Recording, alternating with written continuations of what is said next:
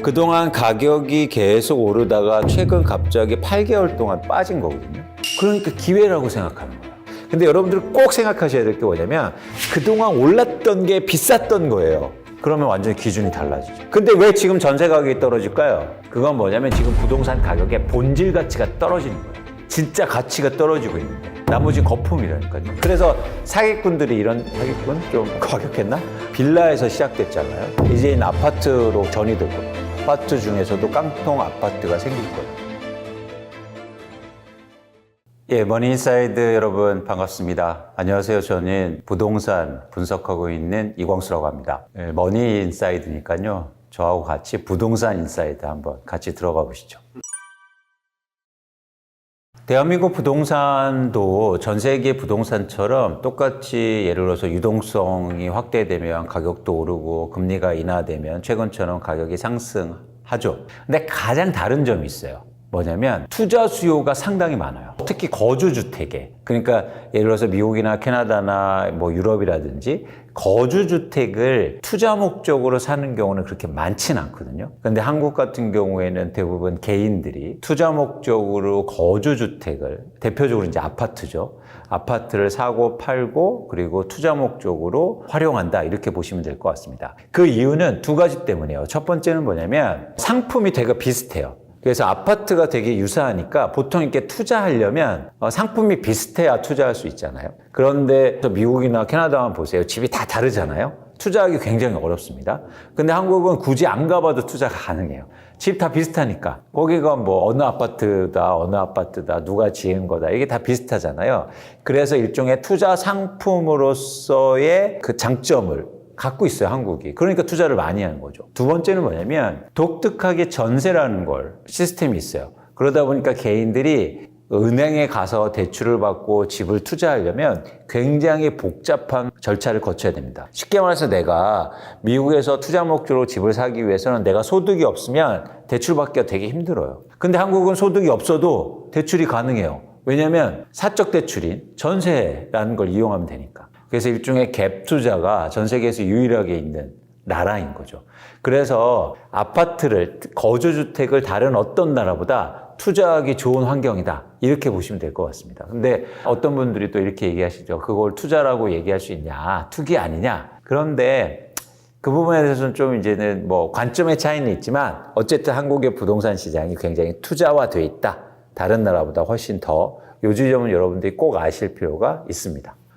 최근에 시장이 회복하고 있고 가격이 회복하고 있고 거래량이 증가하고 있다는 건, 거래량 증가는 전국적으로 일어나는 현상이에요.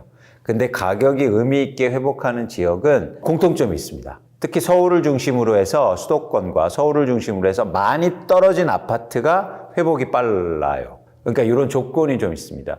그래서 여러분들이 지금 가격이 오르는 게 아니고 많이 빠졌기 때문에 지금 오르는 구간이거든요.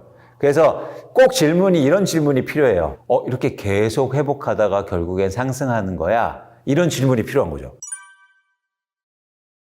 그 답을 찾기 위해서는 그래서 뭘 지금 관심 있게 보셔야 되냐면, 지금 집을 누가 사느냐가 중요해요. 지금 집을 사는 사람들의 정확한 판단을 해야 그 사람들이 계속 집을 살 거다라는 전망이 가능한 거죠. 근데 최근에 1월, 2월, 3월에 서울이나 수도권을 중심으로 해서 집을 산 주체는 30, 40대가 많고, 또 그 속내를 살펴보면 실거주자, 주거 목적의 실거주자들이 굉장히 많은 비중을 차지합니다. 그런데 이 실수요자들은 여러분들이 특성을 좀 잘 아실 필요가 있어요. 부동산은 아주 독특한 특성을 갖고 있죠. 특히 한국 아파트는 말씀드린 것처럼 쓸 수도 있는 자산이지만 투자도 가능합니다. 그러다 보니까 사실은 투자 수요가 있고 또 실수요가 있는 거예요. 수요자들이. 두 가지가 있는데 그 중에서 지금 시장의 회복을 이끄는 건 실수요라는 거죠.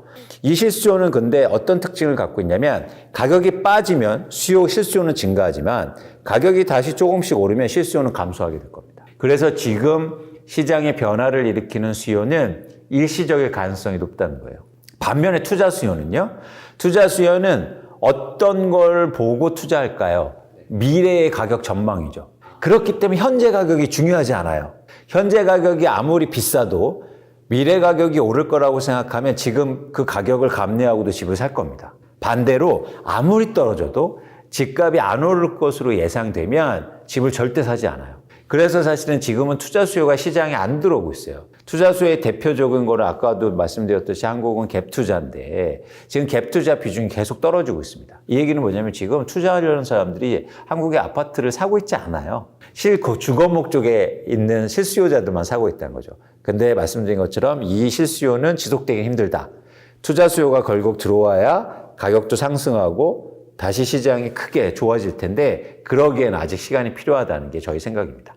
실제로 투자 수요가 증가하고 있지 않는 상황이다. 오히려 줄고 있다. 이렇게 보시면 됩니다. 이어지기가 힘든 거예요. 실수요는 대출의 한계를 갖고 있을 뿐만 아니라 아까 말씀드린 것처럼 대부분 무주택자들이 많잖아요. 그렇기 때문에 사실 실수요로 집을 판단하는데 가격이 오르면 내가 그 가격을 감당할 만한 여력이 줄어드는 거예요. 그렇죠.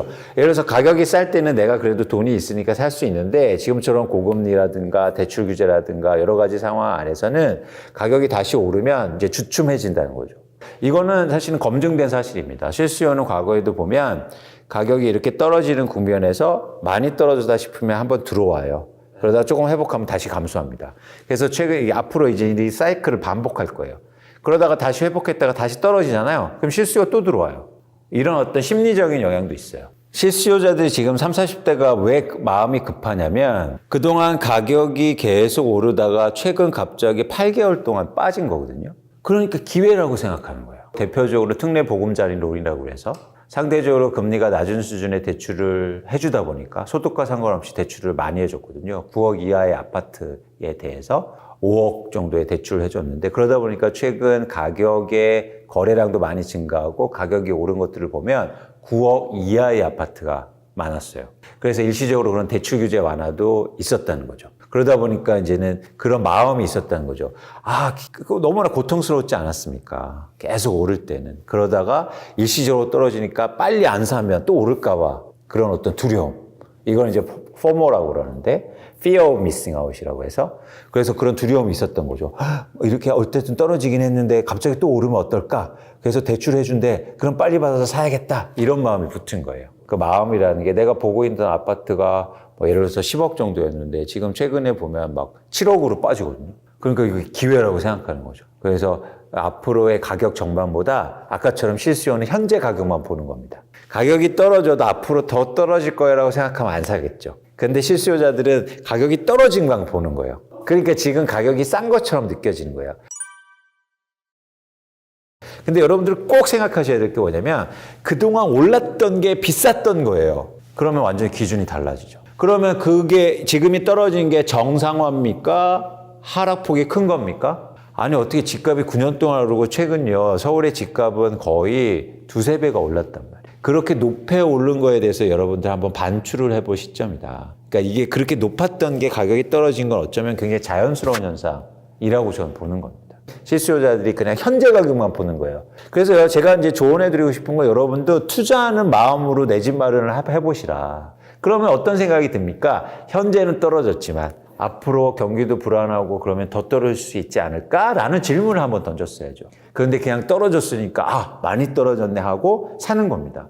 그런데 절대로 투자하는 사람들은 그렇게 사지 않아요. 투자하는 사람들이 그냥 지금 가격이 떨어졌다고 사는 게 아니라 가격이 아무리 떨어져도 향후로 가격이 안 오를 거라든지 아니면 가격이 더 떨어진다고 생각하면 사겠습니까? 안 사죠. 그래서 투자 관점으로 한번 세상을 보셨으면 좋겠다는 저는 생각이에요. 그래야 내 집 마련도 잘 할 수 있죠. 이런 생각은 없는데 투자적 관점으로 집을 살 때 봐요. 아니 그래서 제가 이제 안타까운 게 뭐냐면 오를 때 맨날 이런 얘기 했거든요. 야, 내 집 하나 사는데 아무 때나 사면 어때? 그냥 거주하면 되잖아. 아니 그러면 거주하는 집은 비싸게 사면 됩니까? 대출 이렇게 해서 사고 사실 그렇게 비싼 아파트를 사는데 아니죠. 저는 무조건 싸게 사야 된다고 생각해요. 특히 아파트나 부동산은 단위당 금액이 크기 때문에 내가 사용 목적으로 사더라도 싸게 살려고 노력해야죠. 그래야 부를 이룰 거 아닙니까? 부동산의 가장 큰 장점은 뭐냐면 내가 사용하는데도 가격이 오를 수 있다는 거예요.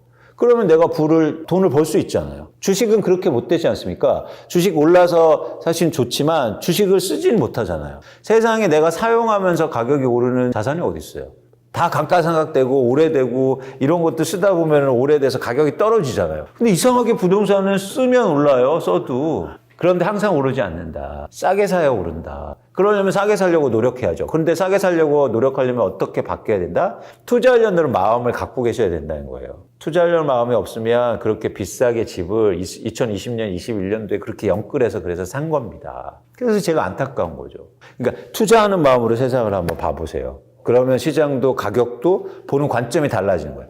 다시 한번 말씀드리지만 투자하면 제일 먼저 뭐가 달라지느냐? 현재 가격이 중요한 게 아니라 뭐가 중요합니까? 미래 가격. 그런데 그냥 내가 사용 목적으로 생각하니까 가격이 떨어진 게 중요한 거예요. 아닙니다. 그런데 그 사람들이 또 시장을 움직이지도 못한다는 거예요. 조금 오르면 이제 안 살 거거든. 가격이 올랐으니까. 그잖아요. 현재 가격만 보니까. 그래서 여러분들 그 변화를 인정하고 투자하는 앵글, 쉽게 말해서 관점으로 내 집 마련도 하시고 부동산 시장도 보셨으면 좋겠다는 거를 제가 진짜 간곡하게 드립니다. 투자자들의 움직임을 보면 되는. 그렇죠. 일단 쉽게 말해서 지금 투자자들은 이 가격에서 가격이 더 오를 거라고 생각하지 않아요. 그 이유는 뭐냐면 가장 극명한 이유는 전세 가격이 떨어지고 있기 때문에. 전세 가격이 떨어지면 어떤 현상이 일어나냐면 갭 투자가 줄어들어요. 쉽게 말해서 10억짜리 아파트를 예를 들어서 3, 4년 전에는 10억짜리 아파트를 3억만 주면 샀어요. 그런데 지금은 5억, 6억 줘야 살 수 있습니다. 왜냐하면 전세 가격이 떨어져서. 전세 가격이 7억에서 지금 뭐 4억, 5억으로 빠졌으니까. 그럼 내 돈이 더 많이 들어가는 거잖아요. 그래서 단순하게 보세요. 그러면 3억이 가진 투자자가 많습니까? 5억이 가진 투자자가 많습니까? 3억이 가진 투자자가 많으니까 투자자는 일단 줄었어요. 그죠? 전세 가격이 떨어지면서. 이게 되게 중요한 지점이고, 마찬가지로 전세 가격이 떨어지면 어떤 현상이 벌어지냐면 전세는 사실은 그 집의 사용 가치를 얘기하는 겁니다. 전세 시장에서 투자 목적으로 사고 파는 사람들은 없어요. 쉽게 말해서 내가 전세를 투자하려고 전세 2채 산다? 이런 사람이 어디 있어요? 없잖아요. 그래서 전세 시장은 철저하게 실사용자와 실공급자가 만나서 가격이 형성돼요. 근데 왜 지금 전세 가격이 떨어질까요? 그건 뭐냐면 지금 부동산 가격의 본질 가치가 떨어지는 거예요.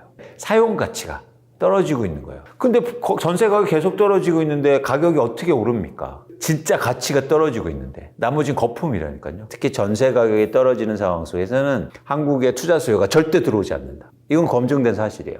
그래서 이런 질문이 가능한 거죠. 그럼 전세 가격이 오르면 투자들 들어오겠네? 들어오죠. 그래서 전세 가격이 굉장히 중요한 겁니다. 근데 전세 가격이 오르기 쉽지 않는 상황이에요.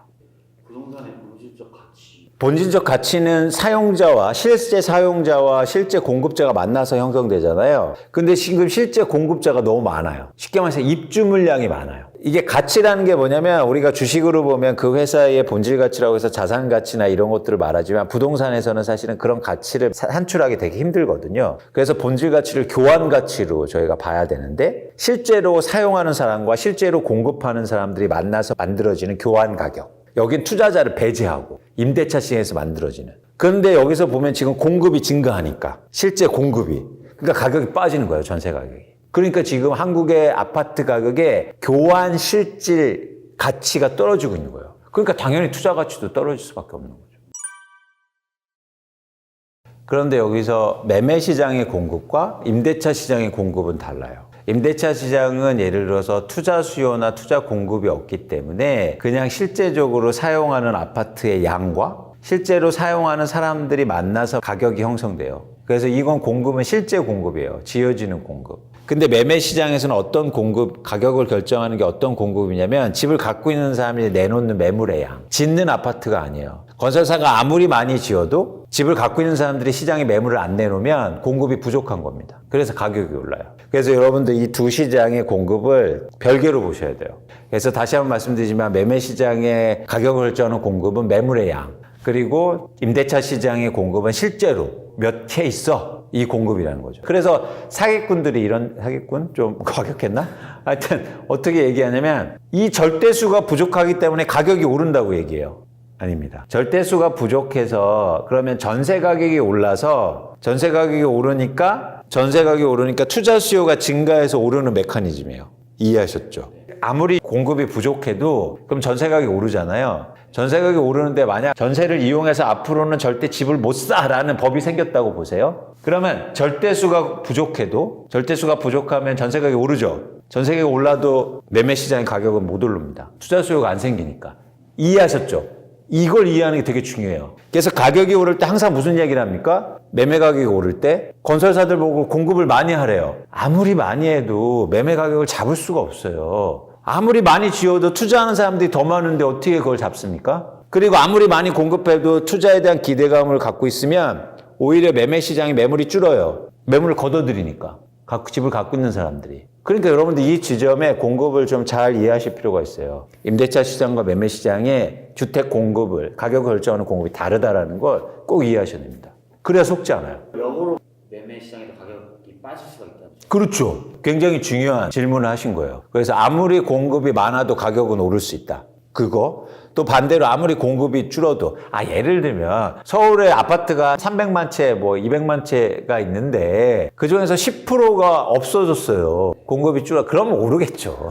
그런 경우 말고 일반적인 경우는 공급이 줄어도 예를 들어서 투자하는 사람들이 없으면 가격은 빠진다는 거예요. 전세라는 지표가 있네. 오, 너무. 그래서 한국은 어쩌면 부동산 그래서 투자하기 쉬운 시장이에요. 전세를 이용해서 집을 사기도 하고 전세를 통한 지표를 보면서 이게 일종의 가치평가가 교환 가격을 쉽게 예측할 수 있거든요. 아주 단순하게만 얘기하면 전세 가격이 빠질 때는 집을 사는 게 아닙니다. 특히 강남의 문제가 뭐냐면 절대 가격 하락폭이 커요. 쉽게 말해서 반포동의 지금 전세 가격이 2021년도, 22년도에 20억이었는데 20억대였는데 지금 10억대로 빠지고 있어요. 10억이 빠지고 있어요. 절대량이 큰 폭이 큰 건 뭐냐면 10억을 이제 돌려줘야 된다는 얘기예요. 얼마나 힘들겠습니까, 집주인이. 특히 한국의 다주택자들은 일부를 제외하고는요, 대부분 갖고 있는 돈이 많지 않아요. 그래서 지금 전세 문제가 일어나고 있는 거잖아요. 그걸 레버리지 일으켜서 전세를 이용해서 집을 한 채, 두 채 또 사고 그래놨기 때문에 자기 돈으로 사지 않았단 말이에요. 그래서 전세가 그렇게 빠지면 역 레버리지가 일어나면서 충격이 크게 다가오는 겁니다. 우리나라 다주택자가 보유한 주택이요 200만 채가 넘습니다. 특히 대표적으로 보유세를 낮춰줬잖아요. 다주택자한테. 버틸 힘이 생겼죠. 그런데 더 이상 버틸 수 못할 수도 있다. 왜냐하면 전세 가격이 빠지니까. 전세가 빠지면 어떻게 됩니까? 돌려줘야 되잖아요. 그래서 못 버티니까 지금 깡통주택 이런 것들이 생겨나기 시작한 거예요. 1차적으로 이게 도미노처럼 될 수가 있는데 빌라에서 시작됐잖아요. 이제는 아파트로 전이 될 겁니다. 아파트 중에서도 깡통 아파트가 생길 거예요. 그러면 전세금을 못 돌려주면 어떻게 됩니까? 강제로 그 집을 팔아야 되잖아요. 그러니까 그런 매물들이 증가할 수 있는 거죠. 그럼 아까 말씀드린 것처럼 매매 시장에 매물이 많이 증가하는 거예요. 이미 그런 현상들이 몇 군데 일어나고 있고 그렇게 되면 가격 하락폭을 더 키우는 거죠. 투자로 살 사람은 줄어들고 투자로 집을 갖고 있는 사람들은 전세 가격 하락 때문에 매물을 증가시키면 그러면 훨씬 더 가격이 빠지는 아파트들이 많이 증가하게 되겠죠. 그럼 그런 것들이 심리적 변화를 일으켜서 마치 먼저 파는 사람들이 유리한 시장에 나올 수 있다는 겁니다. 그래서 먼저 팔려고 할 거예요. 그럼 매물이 이미 증가하고 있거든요. 먼저 판다는 건 앞으로 집값이 더 떨어질 것 같으니까. 그렇죠. 그래서 먼저 파는 사람들이 유리하다고 생각할 수 있는 거죠. 그래서 막 파는 거예요. 그걸 양대 효과라고 하는데, 그러니까 양이 왜 걸어갈 때는 앞 양만 보고 이렇게 걸어가요. 그러다 보니까 낭떠러지도 모르고 그냥 걸어가다가 이제 가는 거죠. 전세 가격도 마찬가지로 최근에 급등했기 때문에 많이 빠지는 거예요. 특히 2020년과 21년도에 많이 빠지면서 사실 지금처럼 급락하는 그런 상황을 연출하고 있습니다. 그럼 왜 이렇게 전세 가격이 많이 올랐냐? 그건 뭐냐면 임대차 보호법 때문에 그게 이제 한국에서 실행이 되면서 쉽게 말해서 2년 동안 전세 계획이 4년 동안 연장할 수 있는 그런 법이 통과됐잖아요. 그러다 보니까 집주인들이 쉽게 말해서 4년치를 한꺼번에 올려받으려고 한 거예요. 새로 계약하는 경우에. 그러다 보니까 사실은 일시적으로 전세 가격이 크게 올랐고 2020년도에 그리고 같이 2020년과 21년도엔 저금리 때문에 그러니까 이런 거죠. 예를 들어서 임대인이 임차인한테 전세가를 올려달라고 그랬어요. 근데 제가 능력이 안 되면 어떻게 해야 됩니까? 이사를 가야 되잖아요. 근데 이사 가기가 힘든 거예요. 애도 키우고 이래야 되니까. 그런데 내가 돈은 없지만 은행에 가서 알아봤더니 아주 저금리로 전세 담보 대출이 가능했던 거예요. 그러다 보니까 전세담보 대출이 크게 증가했거든요. 그러니까 집주인의 그런 요구에 대해서 대출을 받아서 용이하게 응했던 거죠. 그 배경에는 저금리가 있었던 겁니다. 금리가 예를 들어서 지금처럼 3, 4%면 어떻게 3, 4억을 대출받아서 올려줍니까?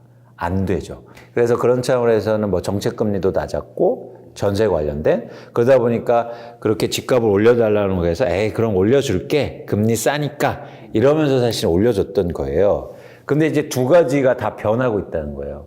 첫 번째는 뭐냐면 입주 물량이 누적적으로 많아지면서 특히 서울과 수도권의 입주 물량이 연간해서 18만 호가 지금 아파트가 입주된 게 거의 지금 7, 8년 동안 계속되고 있습니다. 그러니까 이게 아파트 재화라는 게 아주 독특한 특성이 있어요. 뭐냐면 다른 모든 재화는 쓰면 없어지죠. 그런데 아파트는 쓰고 없어지지 않고 계속 시장이 남아있거든요. 그래서 특히 임대차 시장에서는 누적 공급이 중요한데 지금 7, 8년 동안 18만 가구가 7, 8년 동안 입주된 건 역사상 처음 있는 일이에요. 역사상은 아니고 2000년도 후반으로.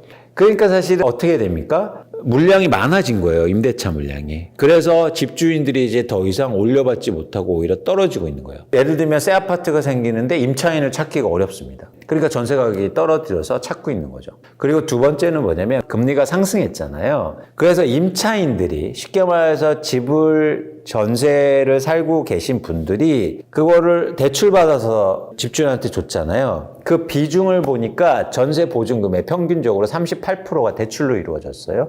그런데 저금리 할 때는 사실은 금리 부담이 크지 않은데 금리가 올라가니까 이제 내가 부담이 너무 큰 거예요.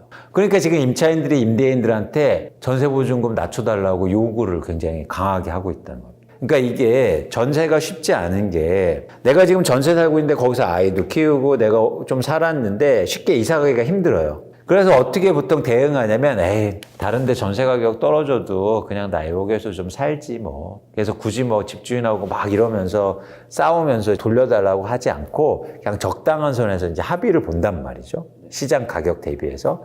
그런데 지금은 내가 이자 비용 내는데 너무 힘들단 말이에요. 그러니까 되게 적극적으로 전세 보증금을 낮춰달라고 하고 아니면 이사 갈 준비를 돼 있단 말이에요. 그런 어떤 적극적인 임차인들의 노력도 가중되면서 지금 전세 가격 하락을 키우고 있는 겁니다. 그래서 이 두 가지 원인들 때문에 전세 가격이 생각보다 많이 빠지고 있고 사실은 이 전세 가격이 빠지는 추세가 언제까지 이어지냐면 내년까지도 이어질 거예요. 그래서 쉽지 않다. 마지막으로 전세 관련해서 또 하나를 말씀드리고 싶은 건 뭐냐면 모든 재화는 가격이 떨어지면 수요가 증가하죠. 예를 들어서 뭐 이런 것들이 가격이 1,000원 팔다가 500원으로 떨어지면 그동안 사고 싶었던 사람이 들어와서 사겠죠. 근데 전세 가격이 떨어진다고 해서 수요가 증가합니까? 전세 가격이 떨어진다고 해서 나는 전세를 두 채 살아야지? 이런 사람이 어디 있어요? 물론 월세 살다가 전세로 이전하는 수요는 있을 수 있어요. 근데 제한적이에요. 그렇기 때문에 사실은 이거를 이제는 경제학적 용어로 뭐냐면 임대차 시장에서는 임대차 수요가 그리고 공급이 가격 비탄력적인 특성을 갖고 있습니다. 가격이 떨어진다고 해서 갑자기 증가하거나 가격이 오른다고 해서 갑자기 수요가 줄어들지 않는다는 거예요. 그렇기 때문에 사실은 한번 떨어지면 계속 떨어지는 그리고 쉽게 회복이 안 되는 특성을 갖고 있어요. 그래서 여러분들이 이런 전세 시장의 독특한 특성을 꼭 아셨으면 좋겠다. 그리고 또 하나 뭐냐면 지금 전세 가격이 왜 떨어지는지 이런 이유에 대해서 이제 고민할 필요가 있는 거죠. 같은 30%를 빠져도 지금까지는 한두 채였다면 이제 한 5, 6채 30%, 40%에 대한 숫자에 대한 기준을 버리세요. 너무나 많은 주거 취약층들이 지금 민간 임대 시장에 내던져져 있어요. 그렇기 때문에 약탈적으로 임차인들을 이용하는 거예요. 오히려 그래서 이 변화를 인정하는 사람들이 더 많아지잖아요. 그러면 한국의 부동산 시장은 안정될 겁니다.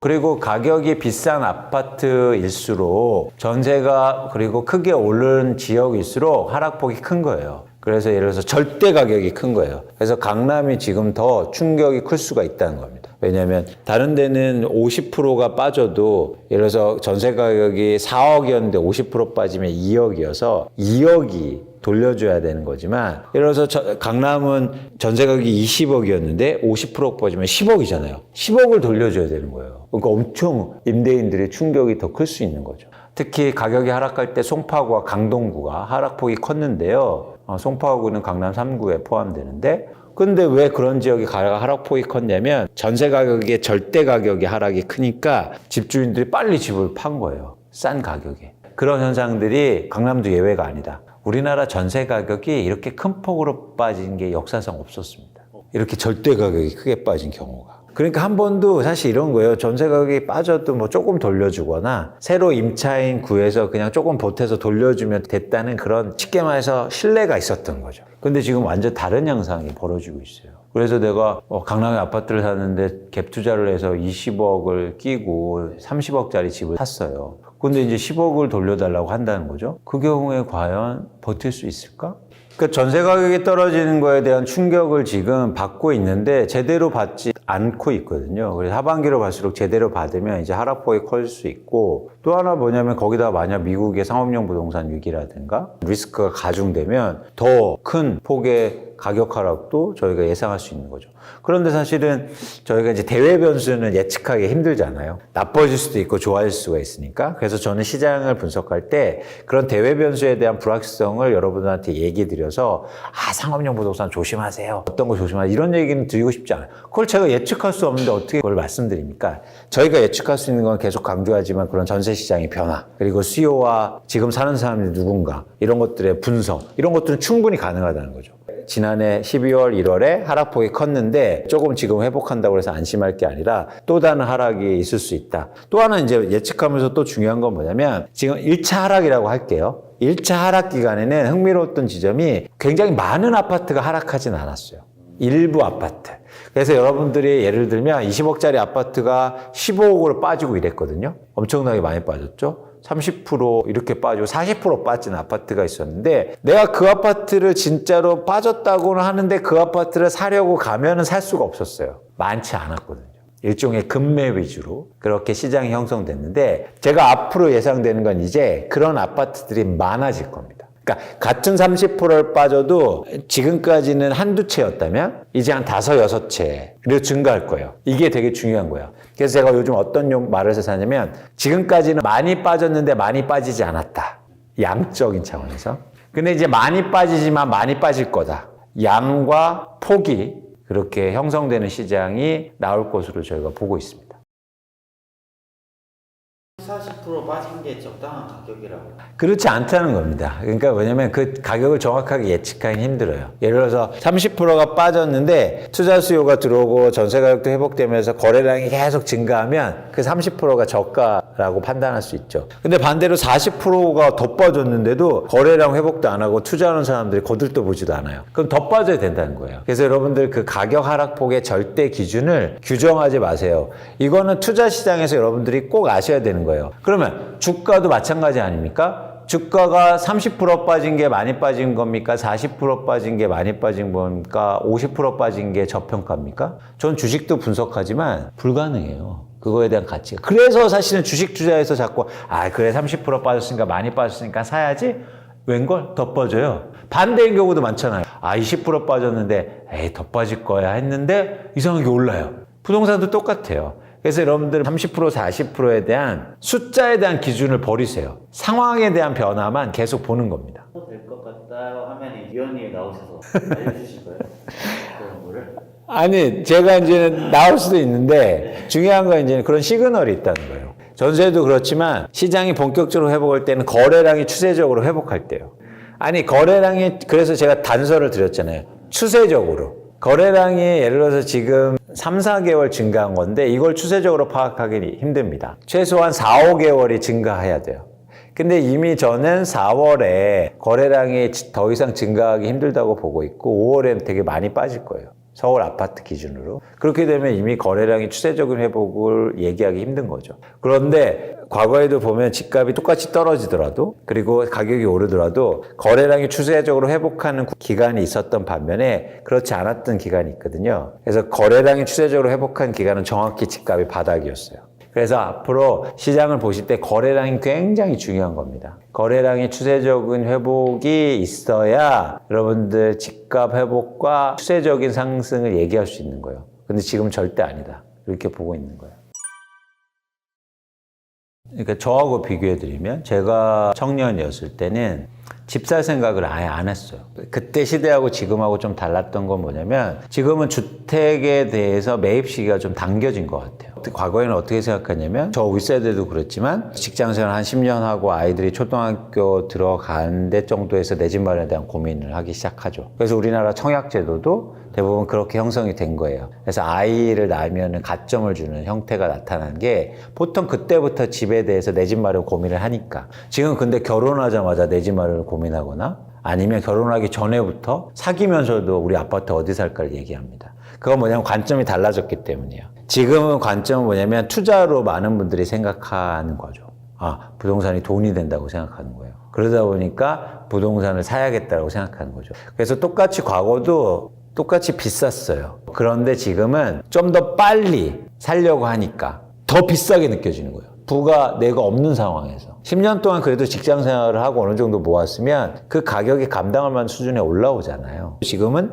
더 빨리 내 집 마련에 대한 고민을 하니까 누적 자산이 없는 상태에서 부동산을 살려니까 더 비싸 보이는 거죠. 그래서 그런 차이점이 있다고 보고 있고, 두 번째는 뭐냐면 최근에 이제 영끌이라는 얘기를 많이 하잖아요. 그래서 이제 영끌에서 그러니까 결국엔 영끌하면서 젊은 세대들이 쉽게 말해서 부채 비율이 높아졌죠. 그래서 이자 비용도 많아지고, 젊은 층은 꼭 집을 보실 때 내가 살 수 있는 집을 사셨으면 좋겠어요. 내가 살 수 없는 집을 사면 버티기가 힘들어요. 예를 들어서 내가 서울에 거주 중인데 투자 목적으로 저기 지방에 아파트를 사놨다. 이건 거주할 수 없는 부동산이잖아요. 그래서 영끌을 하고 대출을 일으켜서 집을 사는 거가 문제가 뭐냐면 기간을 못 버티기 때문에 더 큰 문제가 생기거든요. 근데 그 기간을 잘 버텨내려면 그 집에 거주해야 되는데, 거주하려면 거주가 가능한 부동산을 사셨으면 좋겠다라는 겁니다. 그리고 또 하나 첨언하자면 부동산은 대출을 안 일으키고 살 수 있는 자산이 아니에요. 어떻게 대출을 안 일으키고 부동산을 삽니까? 특히 젊은 세대가. 대출은 일으켜서 사야 되는데 문제가 뭐냐면 대출을 일으켜서 비싼 집을 사니까 문제인 거예요. 대출을 일으켜서 가격이 떨어졌을 때 사는 건 여러분들 절대 잘못한 게 아니다. 전 세계 어느 나라고 레버리지를 일으키지 않고 집을 사는 나라는 없습니다. 저희가 미국하고 비교를 많이 하니까 미국은 모기지를 집을 살 때 70% 80% 이상을 대출을 일으켜서 삽니다. 근데 중요한 건 뭐다? 모기지가 문제가 아니고 대출이 문제가 아니고요. 대출해서 비싼 집을 사고 너무 이렇게 가격이 많이 올랐을 때 사기 때문에 문제인 거예요. 그래서 시장이 이렇게 가격에 빠지고 적정한 가격대에 와서 감내할 만한 그런 수준의 가격대에 사시면 충분히 여러분들 나중에도 가격이 다시 오를 때 부를 또 축적하실 수도 있다는 거죠. 그래서 대출이 문제가 아니고 대출 받아서 비싼 집, 그리고 시장이 너무 과열될 때는 조심하시라라는 말씀을 드리는 겁니다. 아니, 저는 경착륙, 연착륙을 얘기하는데 누구 입장에서 경착륙, 연착륙입니까? 내 집이 없으신 청년분들이 보실 때는 지금 집값이 떨어지는 것도 덜 빠진 거예요. 그동안 많이 올랐기 때문에. 그건 근데 지금 이렇게 30% 빠지니까 경착륙이라고 얘기한다? 누구 입장에서요? 근데 저는 경착륙과 연착륙의 기준이 뭔지 모르겠어요. 정부 정책이 방향성이 저는 주거 복지라든가 이런 걸 하기 위해 노력해야지 가격을 움직일 수는 없거든요. 가격이 오를 때도 그렇게 잡으려고 했는데 잡혔습니까? 안 잡혀요. 가격이 떨어질 때도요, 정책이 아무리 해도 가격을 추세적으로 방향성을 바꾸긴 힘들어요. 일시적으로 그렇게 다시 상승세로 돌이킬 수는 있겠지만 정책 엄청나게 풀어줬잖아요. 올해 13 대책 이후로. 그러니까 특례보금자리로 이루어서 이제 실거주자들이 사면서 시장의 반등, 회복을 좀 이끌었지만 일시적일 가능성이 크다는 거예요. 그런 차원에서 정책이 가격을 뭐 나는 경착륙 시킬 거야, 연착륙 시킬 거야, 이렇게 목적하지 말고 먹히지도 않고, 그런 관점에서는 정책은 오히려 뭐 주거복지라든가 향후에 일단 가격의 큰 폭의 변동성을 줄이기 위해서 안정적으로 공급의 기반을 마련한다든가 이런 정책이 필요한 거죠. 그런데 가격 빠지면 막 대출 규제 또 완화해주고 재건축 규제 완화해주고 투기지역 해제해주고 이러고 있고, 가격도 오르면 또 투기지역 막 또 지정하고 대출 규제하고 세금 또 도입하고, 이게 시장이 오히려 소음만 더 일으켜서 시장의 변동성만 키운다는 거예요. 근본적인 어떤 가장 좋은 주거 환경 확보하기 위해서는 공공주택을 많이 확보하고 있어야 돼요. 우리나라 주택 중에서 공공주택의 비중이 제가 보기에 충분치 않아 보이거든요. 그래서 국가가 쉽게 말해서 정부가 보유한 주택의 양을 늘려야 된다. 그러면 예를 들어서 중서민들을 위해서 양질의 아파트를 싸게 공급해 줄 수 있는 거죠. 그러면 청년들이 편안하게 살 수 있는 거잖아요. 공공주택. 근데 너무나 많은 주거 취약층들이 지금 민간 임대 시장에 내던져져 있어요. 그러다 보니까 지금 전세 사기가 나타나는 거잖아요. 왜 그렇게 젊은 세대와 그런 분들이 왜 빌라에 가서 전세를 살고 있습니까? 왜 전세 사기를 당하고 있습니까? 만약 그 집주인이 정부라고 했으면 이런 일이 벌어질까요? 없잖아요. 정부가 전세금 떼먹습니까? 아니잖아요. 그렇기 때문에 정부가 보유한 주택의 양을 늘렸으면 좋겠다. 그게 사실은 주거복지의 가장 전 핵심이라고 봐요. 특히 대한민국에서. 왜냐하면 이제 북미나 미국의 임대차 시장은 굉장히 안정돼 있다고 일단 봐요. 뭐냐면 기업들이 임대 시장의 주도권을 갖고 있어요. 근데 기업들이 이렇게 약탈적으로 영업하진 않아요. 기업이 큰 기업들은요.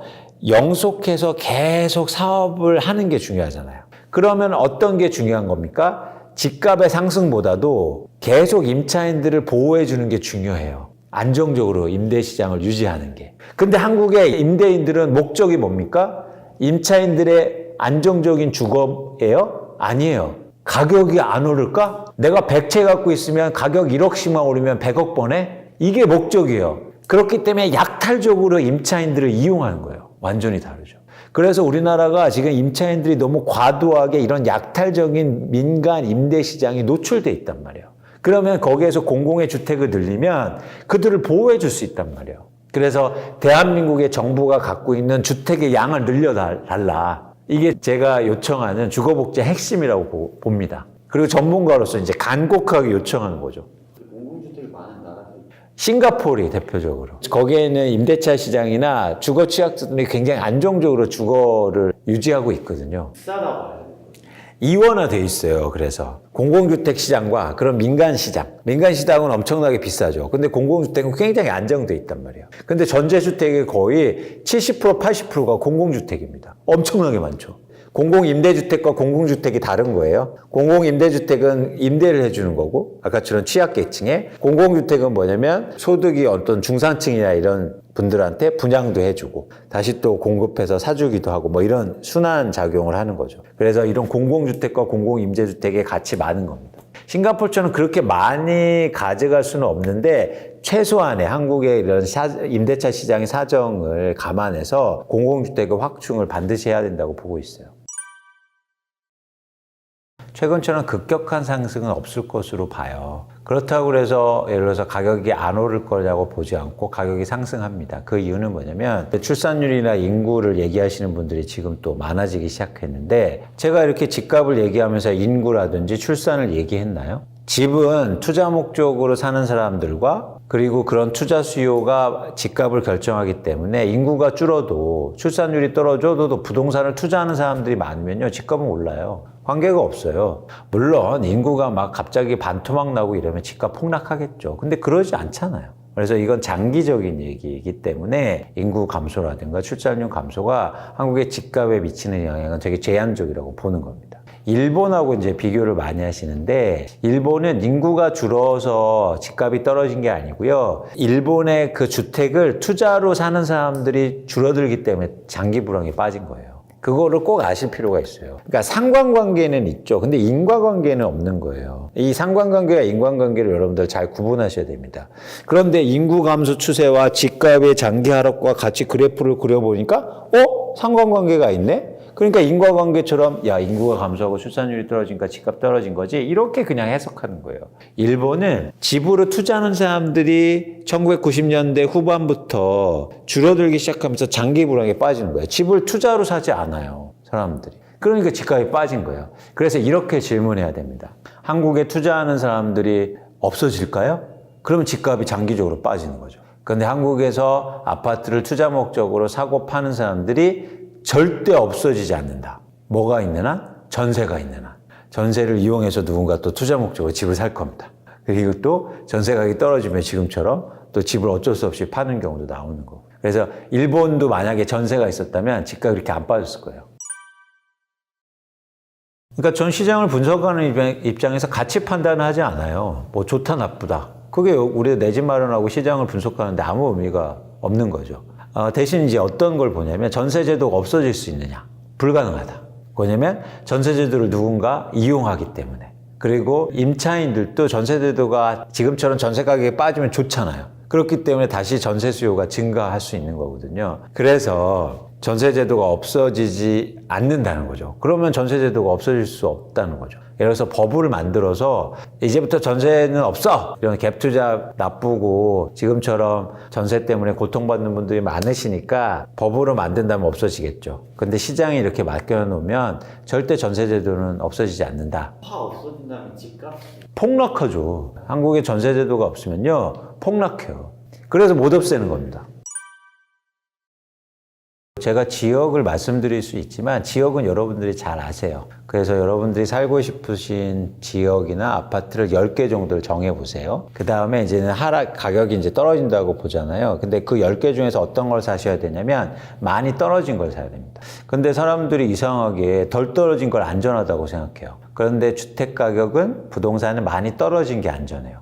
오히려 그게 다시는 회복 가능성도 더 높고, 그런 차원에서 여러분들이 관심 있으신 아파트 리스트를 만든 다음에 어떤 아파트가 가격이 많이 빠지고 많이 빠진 아파트가 거래량이 회복하기 시작한다.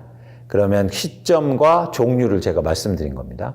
많이 떨어진 거 사고 언제 사냐? 거래량이 회복할 때 사라. 추세적으로.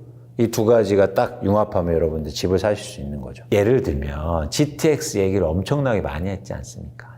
그거 지역 다 누가 모르는 거예요? 그거 아는 것들 비밀인 것처럼 얘기해서 GTX 뚫린다는 지역이 요즘 가격이 제일 많이 빠져요. 근데 그렇게 지역 알려준 게 제대로 도움이 됐습니까? 그런 지역은요, 모두 다 알기 때문에 비밀이 아니에요. 제가 여기에서 뭐 어디 좋습니다, 이거 비밀이 아니에요. 이미 말하는 순간. 그래서 그런 어떤 지역이나 이런 데 현혹되지 마세요. 중요한 기준을 갖고 계시면 돼요. 지역은 여러분들이 선택하시고 그중에서 많이 떨어진 걸 사고, 많이 떨어진 건 언제 사냐? 거래량이 회복할 때. 이런 명확한 기준을 가지시면 오히려 내전이라는 애가 훨씬 더 쉬울 겁니다. 그 지역 말씀하시는 분들은 매일 지역이 바뀌어요. 언제는 강남 사라고 했다가, 언제는 강남 오르니까 또 인천 사라고 했다가, 인천 또 안 되니까 GTX 얘기했다가, 또 의정부 가라고 했다가, 아니 그거 언제 다 삽니까 그거. 여러분들 그거에 절대 현혹되지 마세요. 좀 떨어진 지역들은 어떤지. 지금 거래된 거 다 많이 빠져서 지역을 뭐 말씀드릴 수가 없어요. 지금 거래된 거 다 많이 빠졌어요. 근데 말씀드린 것처럼 많이 빠진 거 플러스 뭐가 중요하다? 아무리 송도, 예를 들면 송도가 많이 빠졌는데 거래량이 안 늘고 계속 그래요. 그러면 그건 더 빠져야 된다는 얘기예요. 아무도 안 사는데 많이 빠진 걸 사시면 안 됩니다. 대한민국 부동산 시장, 뭐 다른 나라도 마찬가지지만 부동산을 볼 때 여러분들 이제 가치가 흔들리거든요. 왜냐면 하나는 뭐냐면 사용하는 자산이고, 제가 다시 한번 말씀드리면 하나는 투자하는 또 자산이기도 해요. 이렇게 자산이 사용과 투자가 같이 있는 자산은 부동산이 거의 유일하거든요. 그래서 아주 독특한 특성을 갖고 있어요. 사용으로만 이 부동산 시장을 보면 자꾸 당위적이 돼버려요. 뭐 한국의 부동산 시장에 투자나 투기는 없어야 돼. 뭐 그래서 그 나쁜 놈들이야. 이런 정책이 나와야지. 근데 그렇게 해서는 사실은 부동산 시장이 변화할 수가 없어요. 이 속성을 이해 못하는 거죠. 세상은 절대 자본주의 사회에서는 투자 목적의 부동산을 없앨 수가 없어요. 없앨 수 있죠. 법으로 만들어요. 투자 목적으로 사지 말라고. 그럼 없앨 수 있죠. 헌법에 고정시켜버려. 근데 그러지 못하는 한 한국의 부동산, 전 세계도 마찬가지지만 계속 투자하는 부동산이 생겨나고 투자하는 사람들이 생겨날 겁니다. 자, 거기서 저희는 고민이 시작되는 거예요. 여기에서 어쨌든 아이를 키우고 그리고 내가 노년을 보내야 되고 이래야 되는데 이 부동산 시장을 어떻게 볼 건가? 그러면 여러분들에게 제가 조언해드리고 싶은 건 뭐냐면 투자의 관점으로 이 시장을 좀 보셨으면 좋겠다. 그러면 가장 극명하게 어떻게 바뀌냐면 변화를 인정하게 됩니다. 오르면 떨어지고요. 떨어지면 오르게 돼요. 그래서 전 계속 빠진다는 얘기를 드리지도 않고 계속 오른다는 얘기도 드리지도 않았어요. 이런 변화를 여러분들이 인정해 주셨으면 좋겠어요. 그리고 인정하셔야 됩니다. 나는 부동산을 투자로 하는 사람들을 인정 못해. 다 없애야 돼. 절대 그렇게 안 돼요. 오히려 그래서 이 변화를 인정하는 사람들이 더 많아지잖아요. 그러면 한국의 부동산 시장은 안정될 겁니다. 더 많이 오르지도 않을 거고 더 많이 빠지지도 않을 거예요. 왜냐하면 누군가 그러면 시장이 변화를 인정하면서 다시 수요가 들어오기 때문에. 이러다가 또 내 집 마련 못하는 거 아니야? 일단 영끌 쪽의 귀환이라고 하는데 영끌 자체가 불가능하죠. 글로벌 금융위기 이후에 2009년도의 상황하고 현재 2023년도의 상황이 되게 비슷합니다. 미분양이 해소되고 있냐라고 했을 때 그렇게 보기에는 약간 억지가 있어요. 지금 미분양이 감소하고 있다는 것 자체가 시장이 안정되고 좋은 시그널이다 라고 보시면 안 된다. 지금의 2009년도 상황하고 다르다라고 말씀하시는 분들이 계시거든요. 그때는 올랐다가 다시 떨어졌지만 지금 거래량이 진짜 너무 없습니다. 안녕하십니까. 미래에셋증권에서 부동산 컨설팅 담당하고 있는 허혁지의 수석위원입니다.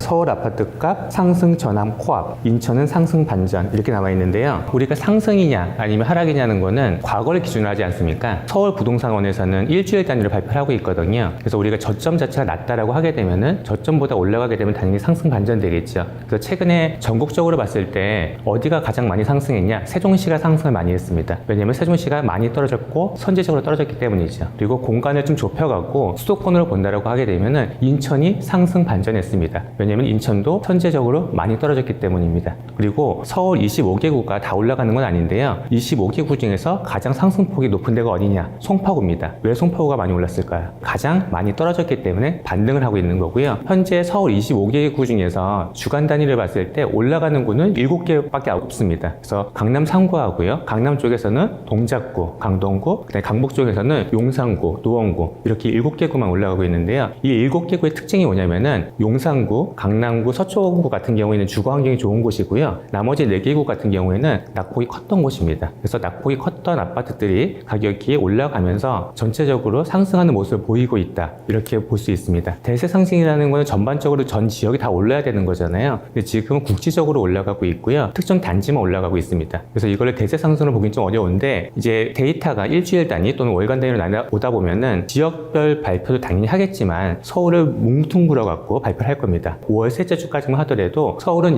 0.01% 전주 대비 하락했다. 이런 기사가 뜨거든요. 그럼 이제 5월 말 또는 6월 초, 6월 중순이 되게 되면은 서울 반전 이런 기사가 뜰 겁니다. 서울에서 떨어진 구도 있고 아니면 올라간 구도 있을 텐데 서울 전체적으로 봤을 때는 상승 반전했다. 이런 기사가 뜰 거예요. 그러면 아무래도 내 집 마련 하겠다는 분들은 이러다가 또 내 집 마련 못하는 거 아니야? 하면서 불안할 수 있거든요. 그래서 그런 기사 대서특별될 거는 너무나 당연한 거고요. 그런 대서특별 됐을 때 이런 수요자들이 어떻게 움직일 거냐에 따라 갖고 지금의 상승세가 조금 더 갈 거냐 아니면은 너무 호가가 지금 비싸게 올라가고 있거든요. 뭐 10억에 거래됐던 게 10억 1천만 원에 나왔다라고 하게 되면은 사겠죠. 근데 지금은 올라간다고 생각하니까 매도자들이 비싸게 내놓습니다. 10억이 아니면 11억, 12억 내놓다 보니까 거래량이 크게 증가하지 않고 있거든요. 근데 만약 그런 기사를 접한 내 집 마련의 수요자들이 이러다가 내 집 못 사는 거 아니야? 하고 불안하게 되면 따라가서 추격 매수를 할 수 있습니다. 그래서 그런 기사가 나오는 거는 거의 기정사실이고요. 거기에 너무 계속 올라간다라고 보기는 어렵기 때문에 추격 매수하는 건 좀 위험한 시기다. 이렇게 말씀드릴 수 있습니다. 우리가 모든 게 사이클이 있잖아요. 봄, 여름, 가을, 겨울이 있듯이 부동산에도 사이클이 있거든요. 그래서 사이클을 볼 때는 보통 가격하고 거래량을 많이 봅니다. 일단 현재 거래량 자체가 작년 하반기보다는 많이 증가했어요. 작년 하반기에는 서울 기준으로 말씀드릴게요. 서울의 아파트의 거래량이 월 1000건 넘긴 적이 한 번도 없습니다. 그래서 7월부터 12월까지 평균 682건밖에 거래가 안 됐어요. 그래서 최근에 기사를 보게 되면 두 가지의 기조가 있는데 가격이 반등하고 있다. 이거는 다 올라가는 게 아니고 많이 떨어졌던 게 상승하면서 전체 지수를 약간 끌어올리는 그런 걸로 이해하셔야 되는 거고요. 거래량이 크게 증가하고 있다는 거는 작년 하반기에 거래량이 너무 없었기 때문에 거기에 대비해서 증가했다는 겁니다. 그래서 거래량이 왜 증가했냐라고 하게 되면은 올해 1월 3일 날 13 부동산 대책이 나옵니다. 그러다 보니까 서울의 25개 구에서 강남 3구하고 용산구를 제외하고는 규제지에서 해제가 돼요. 전반적으로 매입을 할 때 허들이 좀 없어진 거죠. 그리고 1월 30일 날 특례 보금자리론이 발표가 됩니다. 그러면은 금리가 비싸서 집을 못 샀는데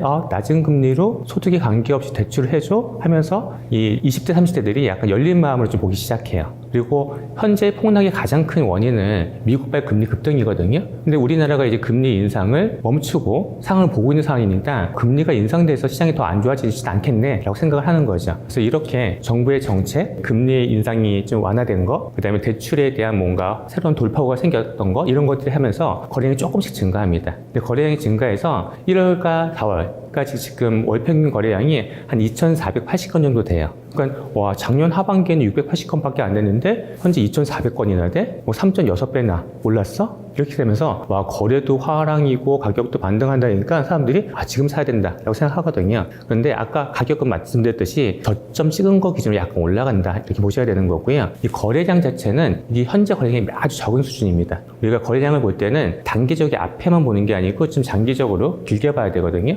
2019년부터만 보더라도 이미 거래량이 줄었을 때입니다. 2019년부터 이 4년 동안의 상반기의 거래량이 얼마냐면은 월 평균 4,000건이에요. 근데 지금 2,480건밖에 안 되니까 60% 수준밖에 안 되는 거죠. 그리고 더 넓게 보면은 2006년부터 2022년까지의 서울 아파트의 월 평균 거래량은 7,100건입니다. 그러면 2,400건은 그 거래량의 35%밖에 안 됩니다. 그래서 현재 이 거래량 자체가 가격을 올리면서 실제로 대세 상승으로 가격의 거래량이 작다.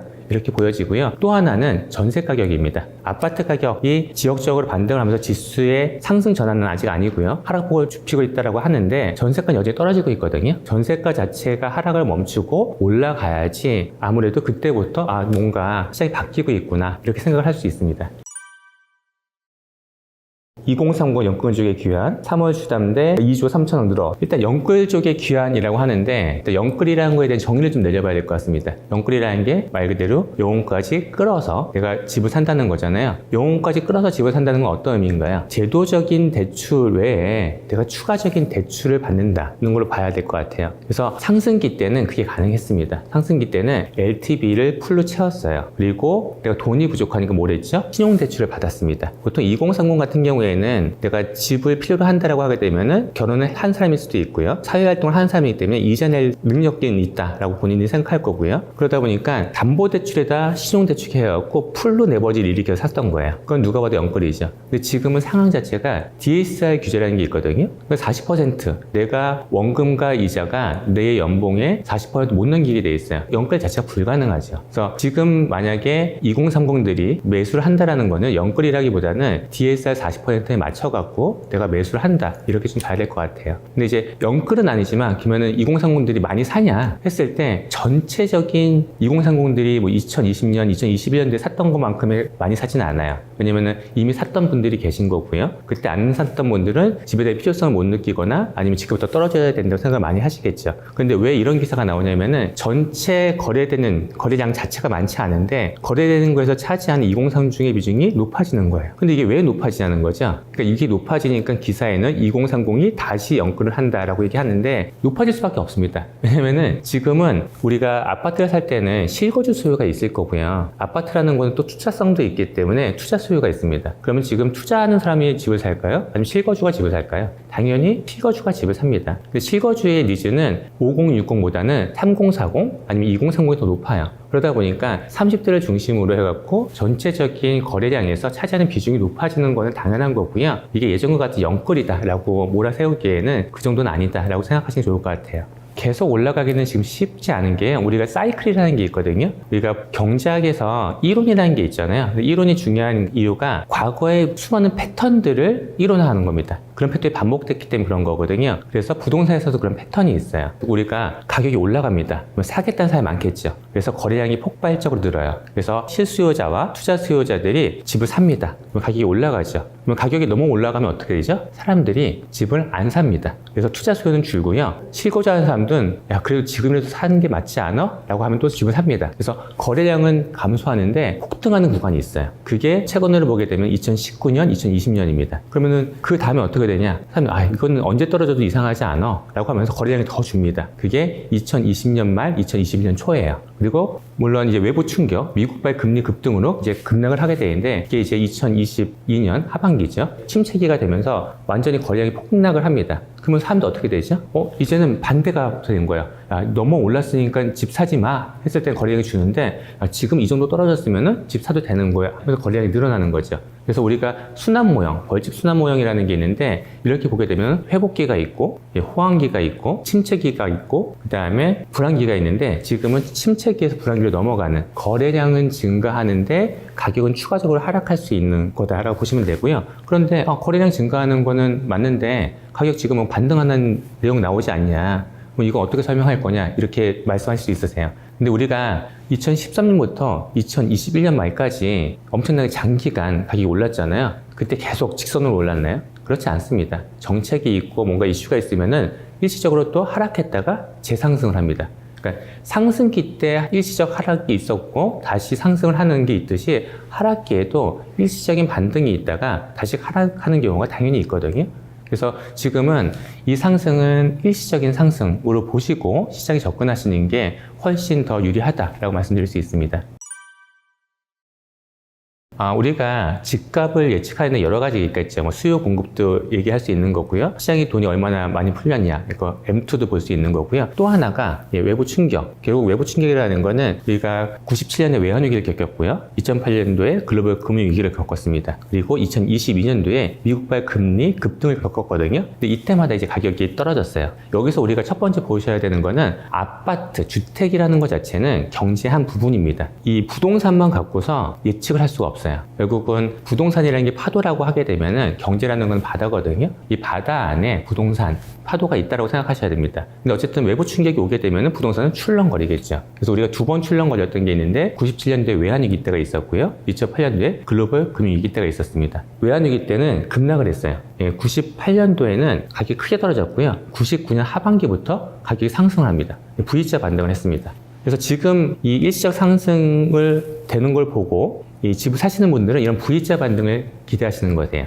근데 글로벌 금융위기 때는 다른 모습을 보입니다. 2008년도에 가격이 떨어졌거든요. 2009년도에 실제 거래량도 전년 대비 증가했고요. 가격도 이어 투 이어로 올라갑니다.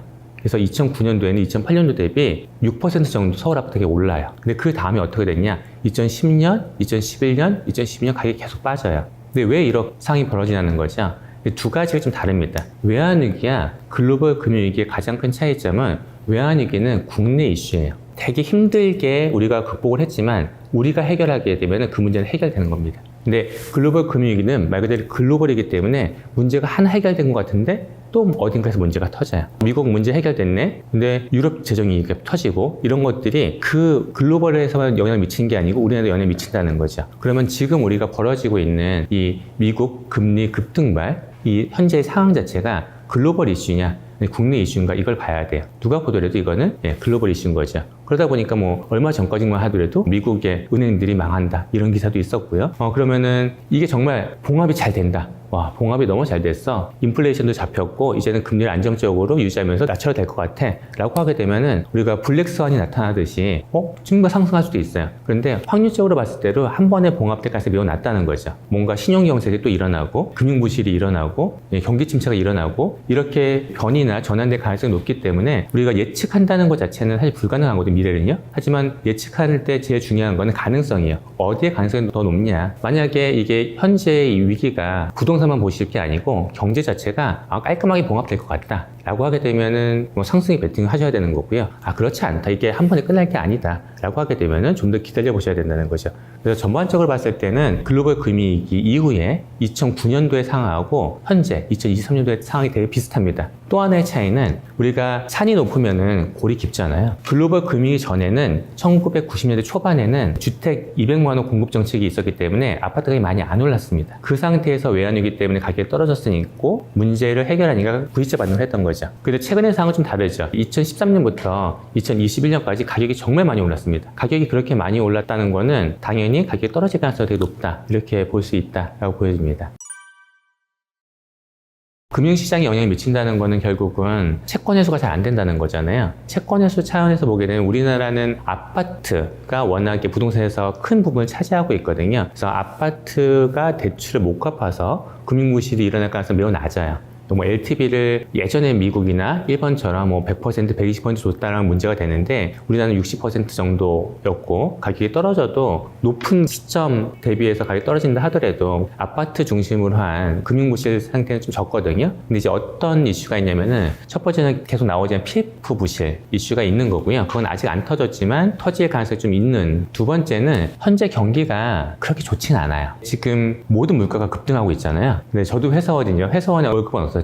조금 오릅니다. 그러니까 사람들이 이제 돈을 아끼기 시작합니다. 뭔가 회식 2번 할 거 1번 하고, 비싼데 2번 갈 거 1번 가고, 배달시킬 거 내가 가지고 픽업해서 가고, 이런 식이거든요. 그래서 자영업자들이 힘들어해요. 장사 되는 자영업자면 되고, 그렇지 않은 자영업자 힘들어합니다. 근데 자영업자 같은 경우에는 코로나를 겪으면서도 이 대출 많이 받아가고 부담이 있는 상태에서 현재 이런 침체기로 간다라고 하게 되면은 자영업자발 부동산 담보대출, 신용대출 받으신 분들이 그런 물건을 경매나 아니면 금매로 내놓을 가능성이 있기 때문에 그런 부실도 있고요. 아파트에서 부실이 생길 가능성은 낮지만 최근에 빌라 전세 사기 사건이 정말 많잖아요. 이 사기 사건의 피해자인 분이 세입자고, 세입자는 은행 입장에서 보게 되면은 채무자거든요. 그러면 이제 거기에서 나오는 채무 상한 이슈가 조금 발생할 수는 있습니다.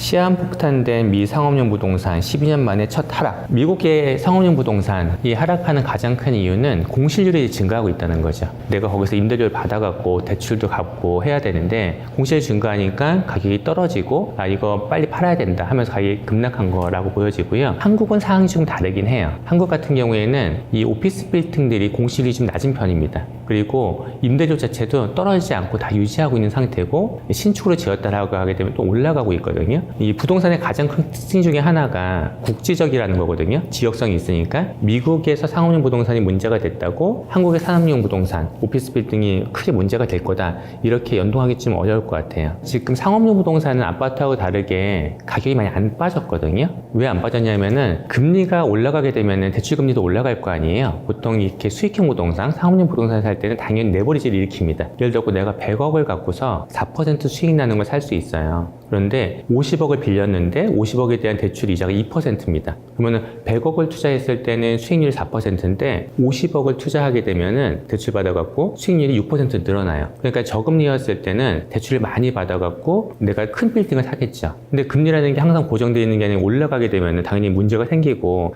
임대료 받는 걸로도 뭐 이자를 못 낼 수도 있는 거고 임대료 받는 걸로 이자 내게 되면 수익률이 떨어지겠죠. 그런데 왜 가격이 지금 안 떨어지고 있냐? 수익형 부동산은 이 수익형 부동산 거래가 가장 많이 됐을 때가 2020년, 2021년도거든요. 이때가 언제죠? 코로나 때예요. 코로나 때 엄청나게 돈을 풉니다. 그리고 금리가 엄청나게 낮았어요. 대출금리가 2%밖에 안 됐어요. 그래서 2020년, 2021년도에 거래가 많이 되면서 가격이 또 올라갔어요. 근데 그 사람들 대출 많이 받았으니까 이제 뭐 영끌해서 샀던 분들 아파트 싸게 내놓듯이 싸게 내놔야 되는데 싸게 안 내놓고 있거든요. 가장 큰 이유가 보통 수익형 부동산은 고정금리가 3년이에요. 내가 2% 받은 게 예를 들어 2020년도 하반기에 100억짜리를 샀습니다. 대출 80억 받아갖고 금리가 2%예요. 그러면은 2021년, 2022년, 2023년 아직까지 2%인 거예요. 그럼 이제 3년이 도달하게 되면 어떻게 되죠? 금리가 갑자기 5% 이렇게 늘어날 겁니다. 그러면 그분들 못 버텨요. 결국 그래서 저는 고객분들이 수익형 부동산 사시겠다라고 하게 되면 올해는 절대 사라고 말씀 안 드립니다. 왜냐면 가격이 너무 높아 있고요. 가격은 떨어질 수밖에 없어요. 그래서 이제 미국에서 문제가 생겼기 때문에 우리나라가 문제가 생긴다라기보다는 고정금리로 낮게 저리로 받았던 물건들이 변동금리를 바뀌면서 대출 이자를 감당하지 못하고 나오는 매물들이 있을 거고요. 그렇게 되면은 가격이 하락할 거기 때문에 투자자 입장에서는 당연히 기다려야 되는. 근데 이제 두 가지를 보셔야 되는데 제가 지금 말씀드린 거는 중소형 빌딩, 대형 오피스 빌딩 시장이 있고 중소형 오피스 빌딩 상가 시장이 있다라고 하게 되면은 중소형 시장 같은 경우에 좀 낙폭이 크게 벌어질 수 있는 시기가 곧 도래하지 않을까라고 예상이 됩니다. 미분양 폭탄이 결국 건설사 줄도산 공포 현실로. 지금 미분양 자체가 증가하고 있냐라고 했을 때 단기적으로 증가를 계속 하다가 지금 약간 주춤한 상태예요. 그리고 미분양 물량이 월별로 이제 보게 되면 약간씩 감소하고 있거든요.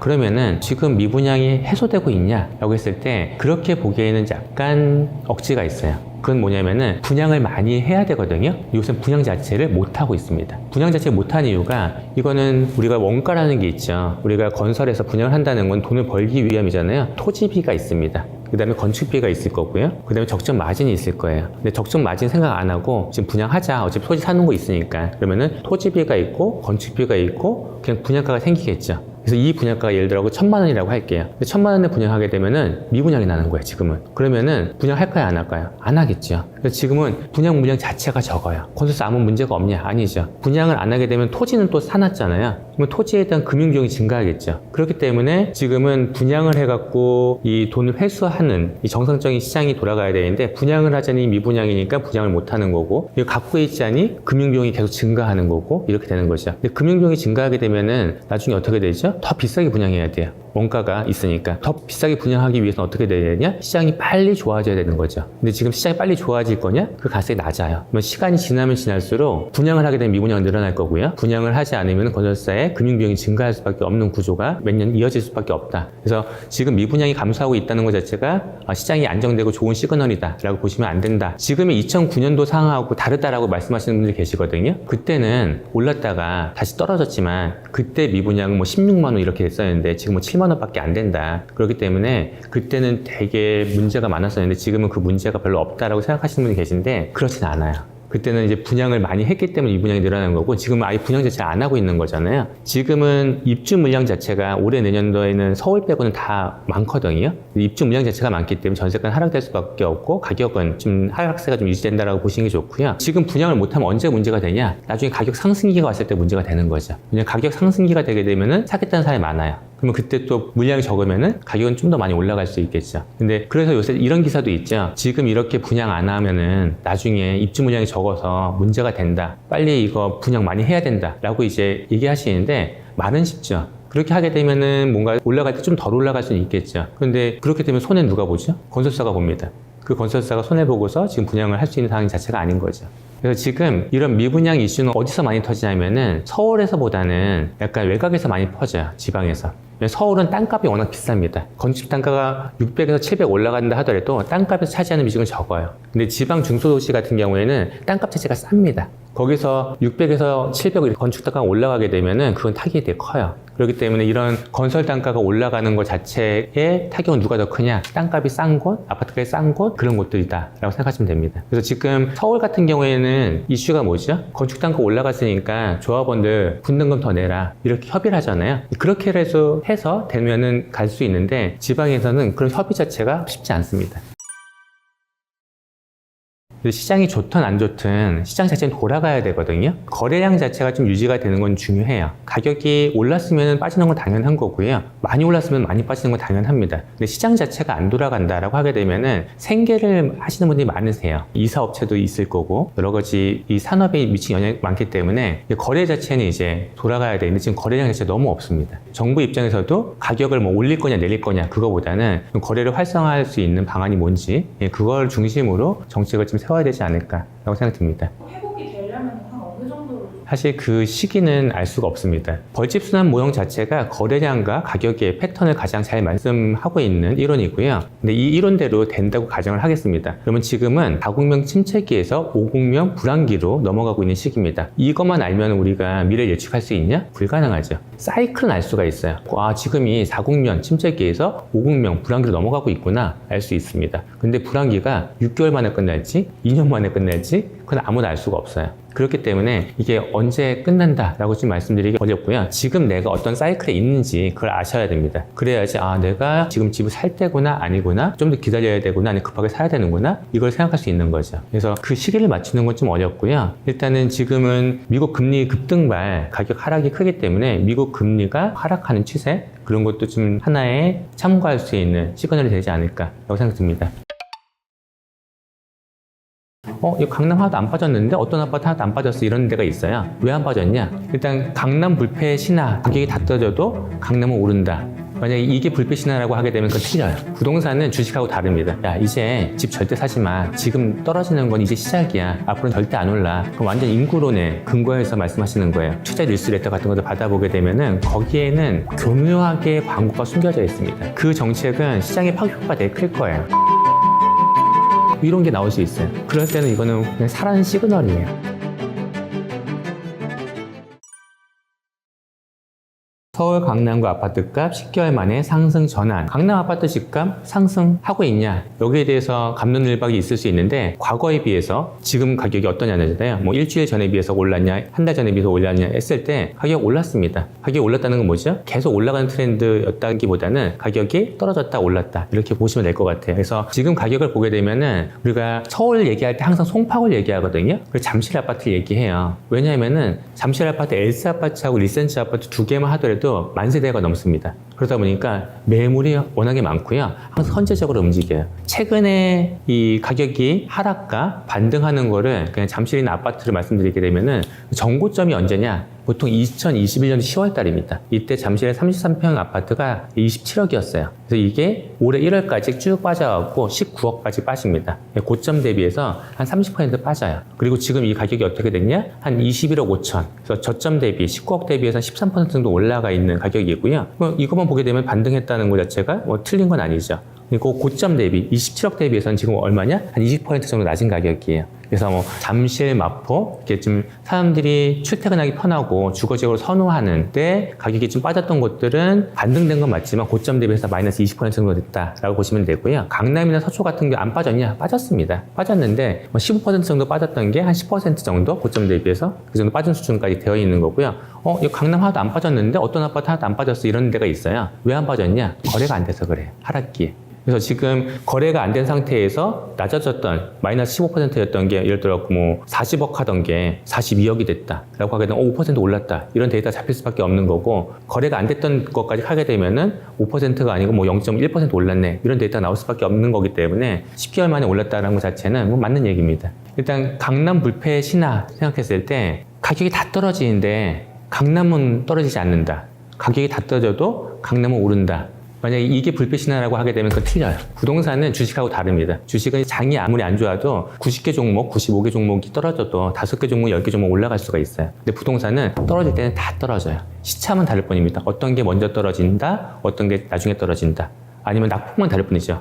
약간 외곽 지역은 40% 떨어진다, 중심 지역은 20% 떨어진다. 이렇기 때문에 강남 불패기 때문에 강남은 딴 데 다 떨어져도 안 떨어져. 그걸 말씀드린다는 거 하면은 그거는 틀려요. 그런데 장기적으로 봤을 때 강남은 다른 지역보다 더 많이 올라간다라는 관점에서 보게 되면은 그건 또 맞는 얘기입니다. 결국은 우리가 집이라는 것 자체는 거주하기 위해서 꼭 필요하거든요. 그러면 사람들이 거주할 때 어떤 곳을 원할까요? 이 집이라는 것 자체에서 가장 중요한 게 거주 안정성이고요. 두 번째 쾌적성입니다. 거주 안정성 생각하면 요새 빌라 전세 사기 사건도 많잖아요. 사람들이 나 빌라보다는 전세 살아도 아파트 살아야겠네? 이런 게 결국은 거주 안정성이겠죠. 그 다음에 쾌적성은 어디예요? 내가 출퇴근하기 좋고 옆에 공원이 있으면 더 좋고 초등학교도 옆에 있으면 좋고 이런 거죠. 그러면은 사람들이 원하는 그런 거주의 쾌적성이 어디가 좋냐? 당연히 서울이 좋고요. 서울에서도 강남은 특화되어 있다라고 보면 됩니다. 근데 여기서 이렇게 생각할 수 있어요. 무슨 서울이 거주 환경이 좋아? 박작하지. 맞는 얘기입니다. 왜? 인구 밀도가 워낙 많고 전체 5천만 명 중에 950만 명, 거의 5명 중에 1명이 서울 살고 있고 경기도에서도 일하려고 이렇게 오시니까 당연히 복잡하겠죠. 근데 결국은 왜 사람들이 서울로 오냐는 거예요. 서울로 오는 이유는 딱 하나입니다. 돈 벌려고 오는 거예요. 회사가 여기 있으니까. 우리나라의 경제가 다 세종시에 정부만 간 게 아니고 다 대기업이 갔어요. 그러면 다 사람들이 세종시로 가려고 그러겠죠. 결국은 집값이라는 것에 가장 영향을 미치는 게 어디냐? 돈을 많이 주는 기업, 좋은 기업, 사람들이 다니고 싶어하는 기업이 어디에 많이 몰려 있는가요? 한국은 너무 서울 집중이 심해요. 일본만 하더라도 당연히 도쿄 중심이죠. 근데 오사카도 있고 나고야도 있고 다른 경제 권역들이 있습니다. 근데 한국은 너무 서울 중심이에요. 그러다 보니까 이거 자체가 해결되지 않으면은 서울로 오겠다는 수요는 많아질 수밖에 없고요. 그렇기 때문에 다른 지역에 비해서 뭐 불패다라는 게 아니고 올라갈 때 더 많이 올라가고 떨어질 때 더 떨어지면서 갭이 벌어진다라고 볼 수 있습니다. 그래서 제가 준비한 차트가 있거든요. 인구가 감소하면 어떻게 될 거냐? 뭐 인구가 감소하게 되면은 이제 집 절대 사지 마. 지금 떨어지는 건 이제 시작이야. 앞으로는 절대 안 올라. 그럼 완전 인구론에 근거해서 말씀하시는 거예요. 이미 한국의 인구는 떨어지고 있거든요. 2020년부터 고점을 찍고 2021년부터 감소하고 있어요. 그리고 합계 출산율은 0.78명입니다. 엄청나게 적죠. 그러면 이제 인구가 감소하더라도 가구 수는 증가해요. 3인 가구, 4인 가구 있었다라고 하게 되면은 혼자 나가서 사는 사람도 있을 거 아니에요. 그러다 보니 가구 수는 증가하거든요. 그래서 보통 인구가 감소해도 가구 수는 20년 정도 증가합니다. 그래서 우리나라 같은 경우에도 통계청에서 발표한 인구 추계를 보게 되면은 가구 수는 2039년까지 증가합니다. 가구 수 자체도 어쨌든 뭐 2040년보다 떨어지겠네. 그러면 장기적으로는 당연히 집값이 다 떨어지는 거 아니야? 라고 할 수 있는데 그렇지 않다는 거죠. 왜냐면은 모든 사람들이 내가 A라는 지역에서 태어나갖고 A라는 지역에서 살고 싶어 해요. 그러면 괜찮습니다. 근데 수요가 아까 말씀드렸듯이 A라는 지역에서 태어난 사람도 서울에서 살고 싶어 하고 B라는 지역에서 태어난 사람도 뭐 해운대에서 살고 싶어 하고 C라는 지역에 태어난 사람도 내가 뭐 대전에 살고 싶어 하고 그러면 그쪽 지역이 올라가겠죠. 그래서 2020년부터 차트 보시면은 2022년까지 되게 장기간이죠. 이 시기에는 급등과 급락을 좀 반복했던 시기가 있기 때문에 장기적인 데이터를 보게 되면은 이 22년 동안 서울은 487% 상승했습니다. 근데 기타 지방 같은 경우는 255% 상승이에요. 가격이요. 거의 2배 차이가 나죠. 이런 갭이 점점 벌어진다는 거죠. 그리고 똑같은 1기 신도시 따라 하더라도 분당은 이 기간에 448%, 4.5배 정도 가격이 상승하는데 일산은 297%, 한 3배 정도밖에 가격이 상승하지 않아요. 그러면은 1기 신도시인데 왜 분당은 많이 올라갔고 일산 적게 올라갔냐? 이게 왜 중요합니다. 왜냐면은 여기도 똑같이 분당과 일산의 서울 접근성, 더 명확하게 말씀드리면은 기업들이 모여있는 곳의 접근성이 되게 중요해요. 일산도 분당도 시청 중심으로 해서 20km 반경에 만들었거든요. 근데 분당에서 강남 오는 거는 신분당선 타면은 뭐 20분 이내로 갑니다. 근데 일산에서 제일 가까운 곳은 우리가 핵심 오피스 건영이라고 얘기하면은 도심, 강남, 여의도를 얘기합니다. 강남은 워낙 멀고 일산에서요. 도심도 멉니다. 여의도가 가깝지 않아요. 그래서 결국은 이렇게 좋은 기업들이 모여있는 곳에 얼마나 가까이 빨리 갈 수 있냐가 집값에 장기적 영향을 미치고요. 그게 점점 차별화된다. 그래서 인구가 감소되면 집값이 하락한다. 이렇게 보시기보다는 지역별로 차별화가 점점 심해진다. 이렇게 보시는 게 좋습니다. 그래서 서울과 경기도는 다르고요. 서울 안에서도 뭐 특정 지역과 그렇지 않은 지역은 점점 차별화될 가능성이 높다. 원인용, 전세 사기에 국가가 다 못 더하나, 피해자들 실망. 전세 사기에는 보이스피싱하고 똑같다 생각하시면 되세요. 범죄 패턴이 똑같다는 게 아니고요. 없어지지 않습니다. 왜 없어지지 않냐? 우리나라는 전세라는 제도가 있잖아요. 그리고 전세라는 제도가 있고 전세 가율이라는 게 있거든요. 매매가 대비 전세가의 비율이 이제 전세가율인데 아파트는 이 전세가율이 보통 50에서 60% 사이입니다. 전세가율이 크게 떨어지면 40%까지 떨어졌다가 올라가면 70%까지 올라가는 경우도 있는데 대부분 50에서 60% 사이에서 움직여요. 빌라는 이 전세가율이 보통 80에서 90%예요. 매우 높습니다. 그러면 10억짜리 빌라가 있다라고 하게 되면은 전세가 8억 아니면 9억인 거예요. 근데 아파트가 10억에서 8억으로 떨어질 때 빌라는 안 떨어질까요? 떨어지겠죠. 그럼 얘가 10억 하던 게 8억 떨어지게 되면은 바로 깡통 전세가 됩니다. 그러면 아까 말씀드렸듯이 매매가가 떨어지면 전세가 떨어지죠. 그럼 8억 하는 이 전세가는 뭐 7억, 6억 떨어지겠죠. 그러면 이 세입자가 뭐라고 할까요? 1억 돌려주세요. 아니면 이사 갈 거니까 제가 맡긴 8억 주세요. 라고 할 겁니다. 그러면 돈이 없죠. 그러면 이게 디폴트가 나는 겁니다. 그래서 결국은 이 전세 사기에 계속 일어날 수밖에 없는 가장 큰 이유는 빌라의 전세가율이 높기 때문이에요. 우리가 여기서 또 생각해 봐야 되는 거는 빌라의 전세가율이 왜 아파트에 비해서 높냐는 거죠. 우리가 아파트 가격은 올라갈 수도 있고 떨어질 수 있어요. 빌라 가격도 마찬가지예요. 올라갈 수도 있고 떨어질 수 있습니다. 근데 가격이 뭐 20년 동안 고정이다 라고 하게 되면은 전세값은 올라갑니다. 왜냐면은 어차피 내가 집을 갖고 있어도 집값이 오르지 않아요. 세금은 집주인이 내야 돼요. 그러면 내가 보증금만 상환을 받는다는 보증만 있다라고 하게 되면은 집을 갖고 있을 이유가 없는 거죠. 그래서 아파트는 사람들이 더 가격이 올라갈 거라고 생각을 해요. 향후에는 지역별로 달라지겠죠. 올라가는 지역도 있고 그렇지 않은 지역도 있겠죠. 올라갈 거라고 생각을 하기 때문에 전세가율이 낮아요. 근데 빌라는 올라갈 거라 생각하지 않아요. 내가 일시적으로 여기에 거주한다고 생각을 해요. 그러다 보니까 전세가율이 비싸더라도 그걸 내고 있는 거죠. 그 빌라를 사게 되면 빠져나오기 어려운데 전세로 살다가 2년이나 4년 있다가 빠져나올 수 있다고 생각하기 때문에 높은 전세를 내고 있는 건데 가격이 떨어지면 이런 일이 벌어지는 거죠. 결국 전세 사기 피해액이라는 피해자 입장에서는 전세 보증금에 대한 상한이겠죠. 뭐 1억이다라고 하게 되면은 그게 사람도 되게 많을 거고 그걸 정부의 재원으로 해주는 게 맞냐. 여당에서는 그건 불가능하다라고 하는 거고 그거에 대해서는 갑론을박이 있을 수 있어요. 그래서 최근에 여야가 가장 많이 접근한 거는 개인 회생 절차입니다. 개인 회생 절차를 들어가게 되면은 금융활동을 못 하는데 이건 특수한 경우이기 때문에 개인 회생 절차 들어가고 금융활동을 할 수 있는 이제 그런 안으로 나오고 있거든요. 그 방향으로 좀 정교하게 자리 잡지 않을까라고 예상이 되고요. 피해자 규제는 그런 식으로 봉합이 된다 하더라도 남는 게 있습니다.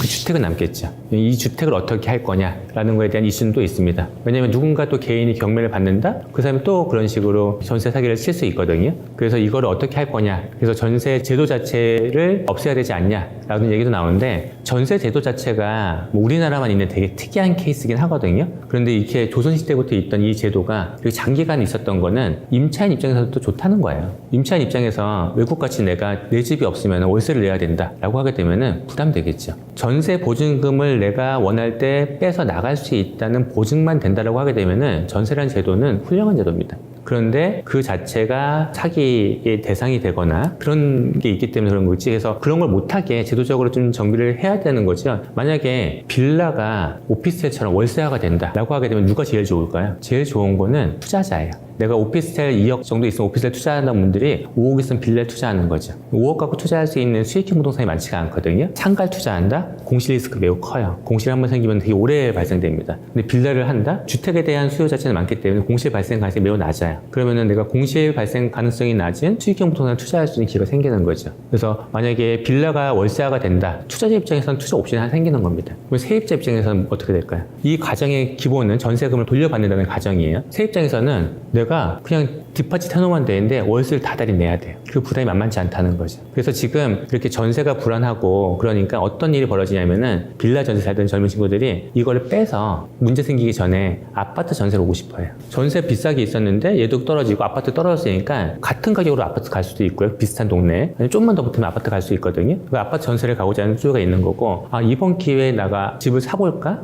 라는 사람들도 당연히 있어요. 근데 워낙에 이제 아파트 가격이 여전히 떨어져서 비싸니까. 그래서 최근에 오피스텔 거래량이 증가하고 있습니다. 내가 1인 가구였다라고 하게 되면은, 아, 내가 빌라에 2억 주고 전세 사느니 이걸 빨리 빼서 2억짜리 오피스텔 사야겠다. 방이 있는 빌라는 아니지만 원룸이라도 이게 안전하겠다라고 하면서 오피스텔 거래량이 증가하고 있어요. 그래서 여기서 눈여겨봐야 되는 거는 빌라에 살던 분들이 아파트에 대한 관심이 더 높아졌다는 거고요. 그런데 아파트가 여전히 비싸고 지금은 살 시기가 아니라고 생각하기 때문에 요새 청약 경쟁률이 높아지고 있습니다. 그래서 지금 빌라 전세 사기발 이런 사회적 이슈가 아파트에 대한 수요를 더 키우고 있는 이런 모양새가 좀 보이고 있습니다.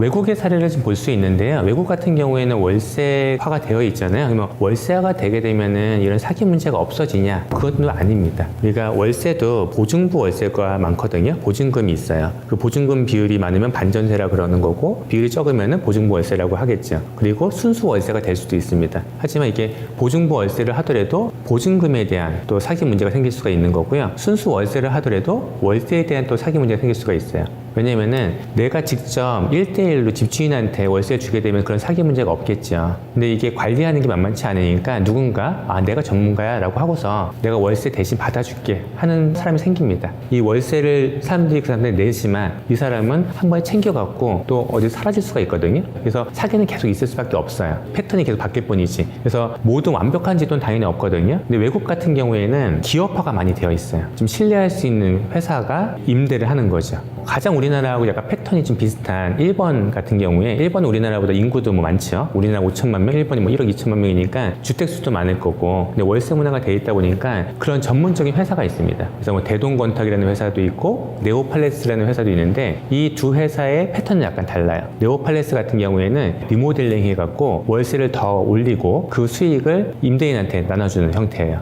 아주 오래된 빌라가 있다, 리모델링을 했다, 예전에 월세 50만 원이었는데 월세 70만 원을 받는 형태가 되는 거죠. 그리고 또 대동건탁이라는 회사가 있는데 이 대동건탁이라는 이름에서 볼 수 있지 건축의 건이고요, 신탁의 탁이에요. 이 부동산을 신탁화하는 겁니다. 근데 이 업체가 1년에 짓는 주택의 수가 얼마냐? 4만 호입니다. 엄청나게 많은 거예요. 그래서 관리하는 호수가 얼마냐? 120만 호입니다. 그렇게 기업화가 되면은 기업은 그 다음 사업도 해야 되기 때문에 여기서 뭐 디폴트가 나거나 신뢰를 까먹거나 그런 일이 없어지거든요. 그래서 우리나라의 이런 전세 제도가 빌라 중심으로 해서 월세화가 되게 되면은 이런 기업들 같은 경우에도 좀 관심을 갖고 들어오는 데가 좀 있지 않을까라고 생각이 듭니다. 원일용 전세제도 수명 다 했다. 전세제도 자체가 수명을 다 했기 때문에 정책적으로 없앨 수 있는 제도가 아니에요. 시장에서 전세는 위험해 라고 하게 되면 당연히 월세 비율이 높아지는 거고요. 월세 비율이 높아지게 되면은 그 월세 사업 자체가 커지니까 거기에 기업도 들어오고 시스템도 만들어지는 거거든요. 그래서 그거를 인위적으로 좀 바꾸는 건 어렵습니다.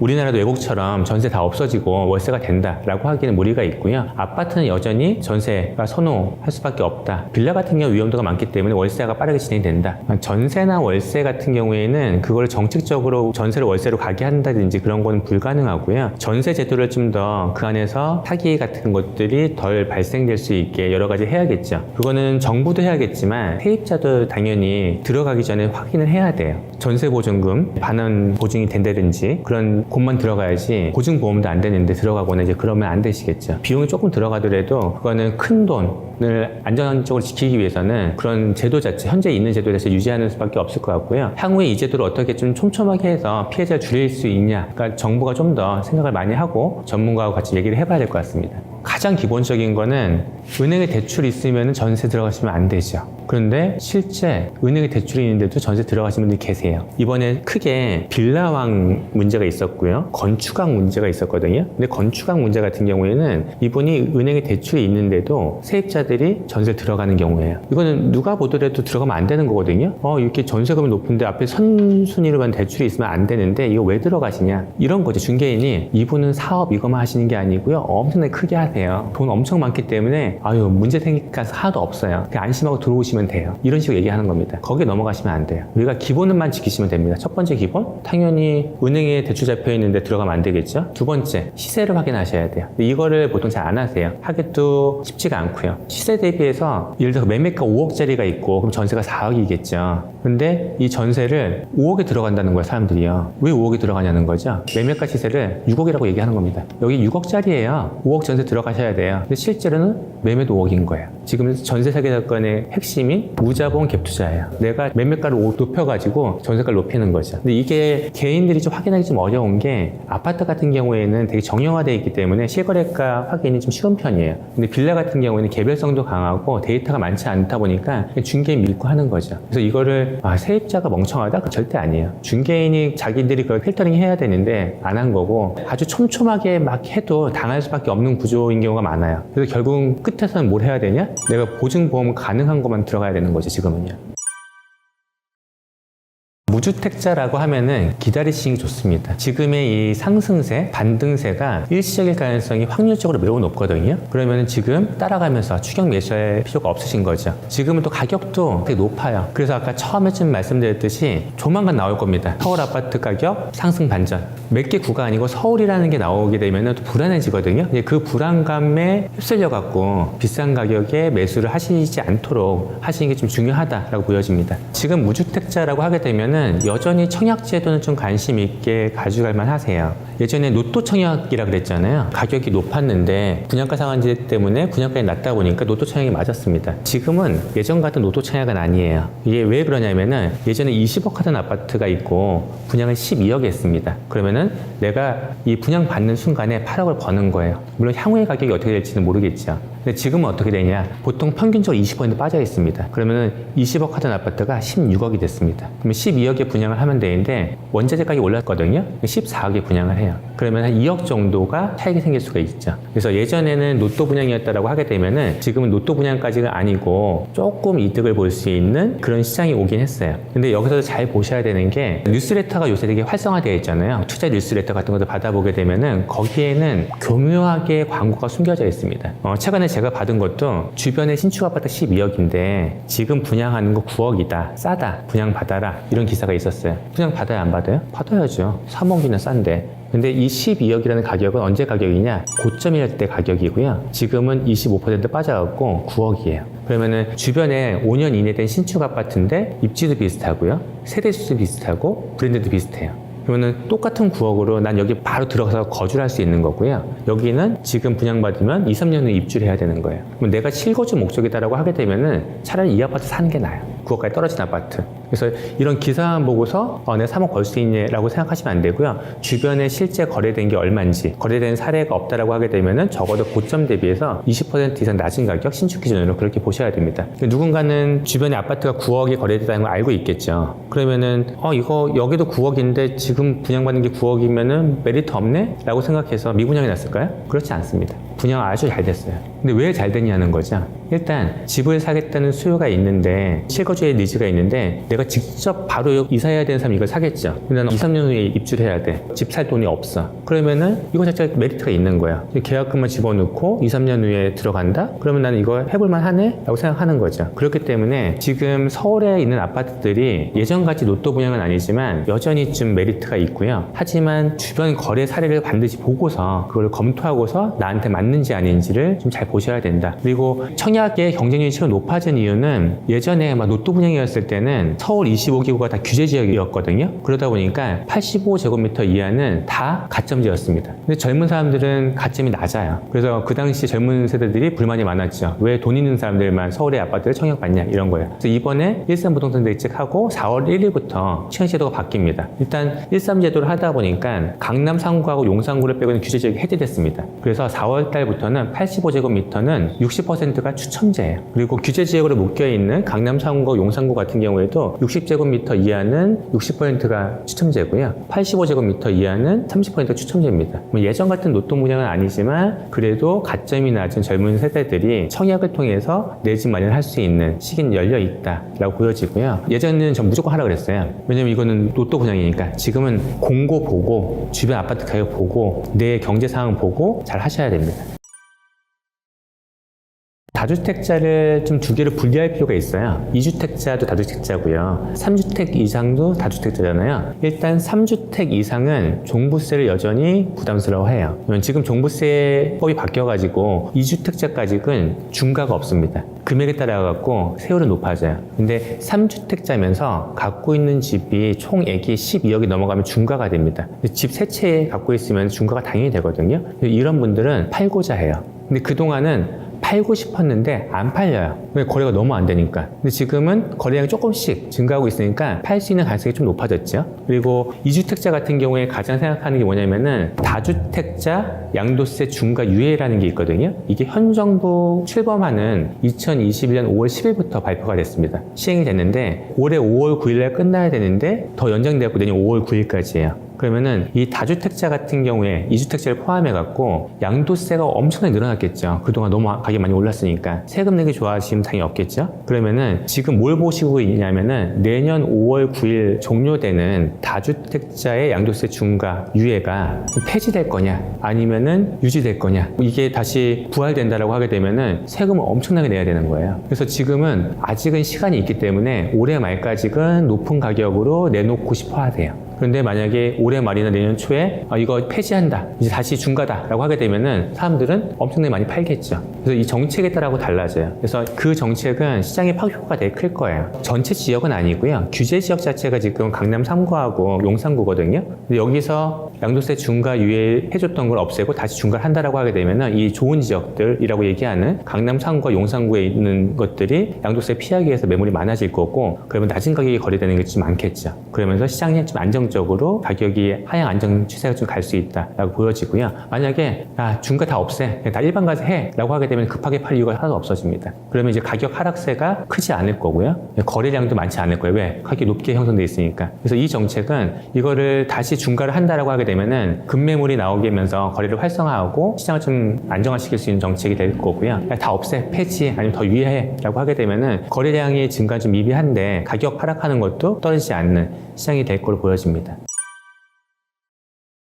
그거를 항상 분리해서 말씀하시더라고요. 실거주 목적으로 집을 살 때와 투자 목적으로 집을 살 때 물론 다르겠죠. 근데 우리가 집을 언제 사면 될까요? 첫 번째는 원초적으로는 집이라는 건 내가 거주하는 거니까 집 필요할 때 사는 게 맞습니다. 근데 필요할 때 꼭 사야 되냐? 아니죠. 전세 살아도 되고 사도 돼요. 근데 이제 내가 실거주 목적이냐 투자 목적에 따라 갖고 언제 사는 게 좋냐라고 했을 때는 제일 좋은 거는 올라갈 때 사는 게 제일 좋겠죠. 실거주라고 해서 떨어질 때 살 이유가 없는 거잖아요. 물론 주택이라는 것 자체는 실거주, 거주의 니즈가 충족되기 때문에 한 템포 빨리 사도 괜찮겠죠. 예를 들어 갖고 내가 가격이 오르지 않더라도 내 집만 있으면 돼. 그런 분들 계시거든요. 가격만 안 떨어지면은 내 집이 편해. 그런 분들 계세요. 그래서 한 템포 빨리 갈 수는 있겠지만 결국 투자하기 좋은 시기가 집 사기 좋은 시기고요. 투자하기 안 좋은 시기가 집 사기 안 좋은 시기입니다. 그렇게 보시는 게 좋지, 이거를 분리해서 보는 건 안 좋을 것 같아요. 그래서 내가 그거 분리해서 안 본다라고 하게 되면 실거주 언제 하면 좋아요? 필요할 때요. 자금이 되면은 원하는 지역에. 근데 우리가 계속 그거를 사이클 얘기하고 하는 이유는 실거주도 결국 큰 돈이 들어가는 거기 때문에 부동산은 이 투자적인 관점을 배제하고는 절대 생각하면 안 된다는 거죠.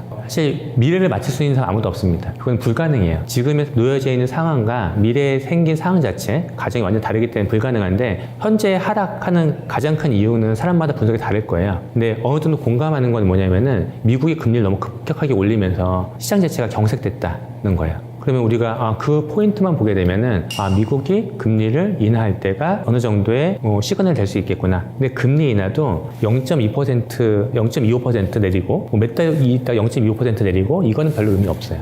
사실 그거는 돈을 풀겠다는 시그널이 아닙니다. 돈을 풀겠다는 시그널은 금리를 팍팍 내려요. 0.5% 내렸는데 그 다음 달에 바로 0.5% 내렸다. 이거는 신용경색이나 경기 침체가 너무 심하기 때문에 야, 돈 다시 풀어! 라고 이제 하는 거거든요. 그런 시그널이 왔다라고 하게 되면은 이거 좀 들어가도 되지 않나? 라고 좀 생각을 해볼 수 있는 거고요. 또 이제 미국이 아니고 한국을 본다라고 하게 되면은 지금은 풀어줄 수가 없겠죠. 워낙에 가계부채가 크니까. 근데 부동산이 너무 안 좋아. 야, 지금 뭐 어떻게 해야 되는 거 아니야? 부동산에 돈이 너무 안 들어가고 있어? 그러면은 DSR 규제 풀어야 될 것 같은데요? DSR 규제 푼다는 거는 LTV만큼 돈을 받을 수 있는 거잖아요. 대출을 많이 받을 수 있다는 거예요. 그래서 부동산과 경제를 말씀드릴 때 파도와 바다를 말씀드렸잖아요. 시장에 돈 넘치는 것 자체가 부동산으로 흘러들지 않기 위해서 뭘 해야 되지?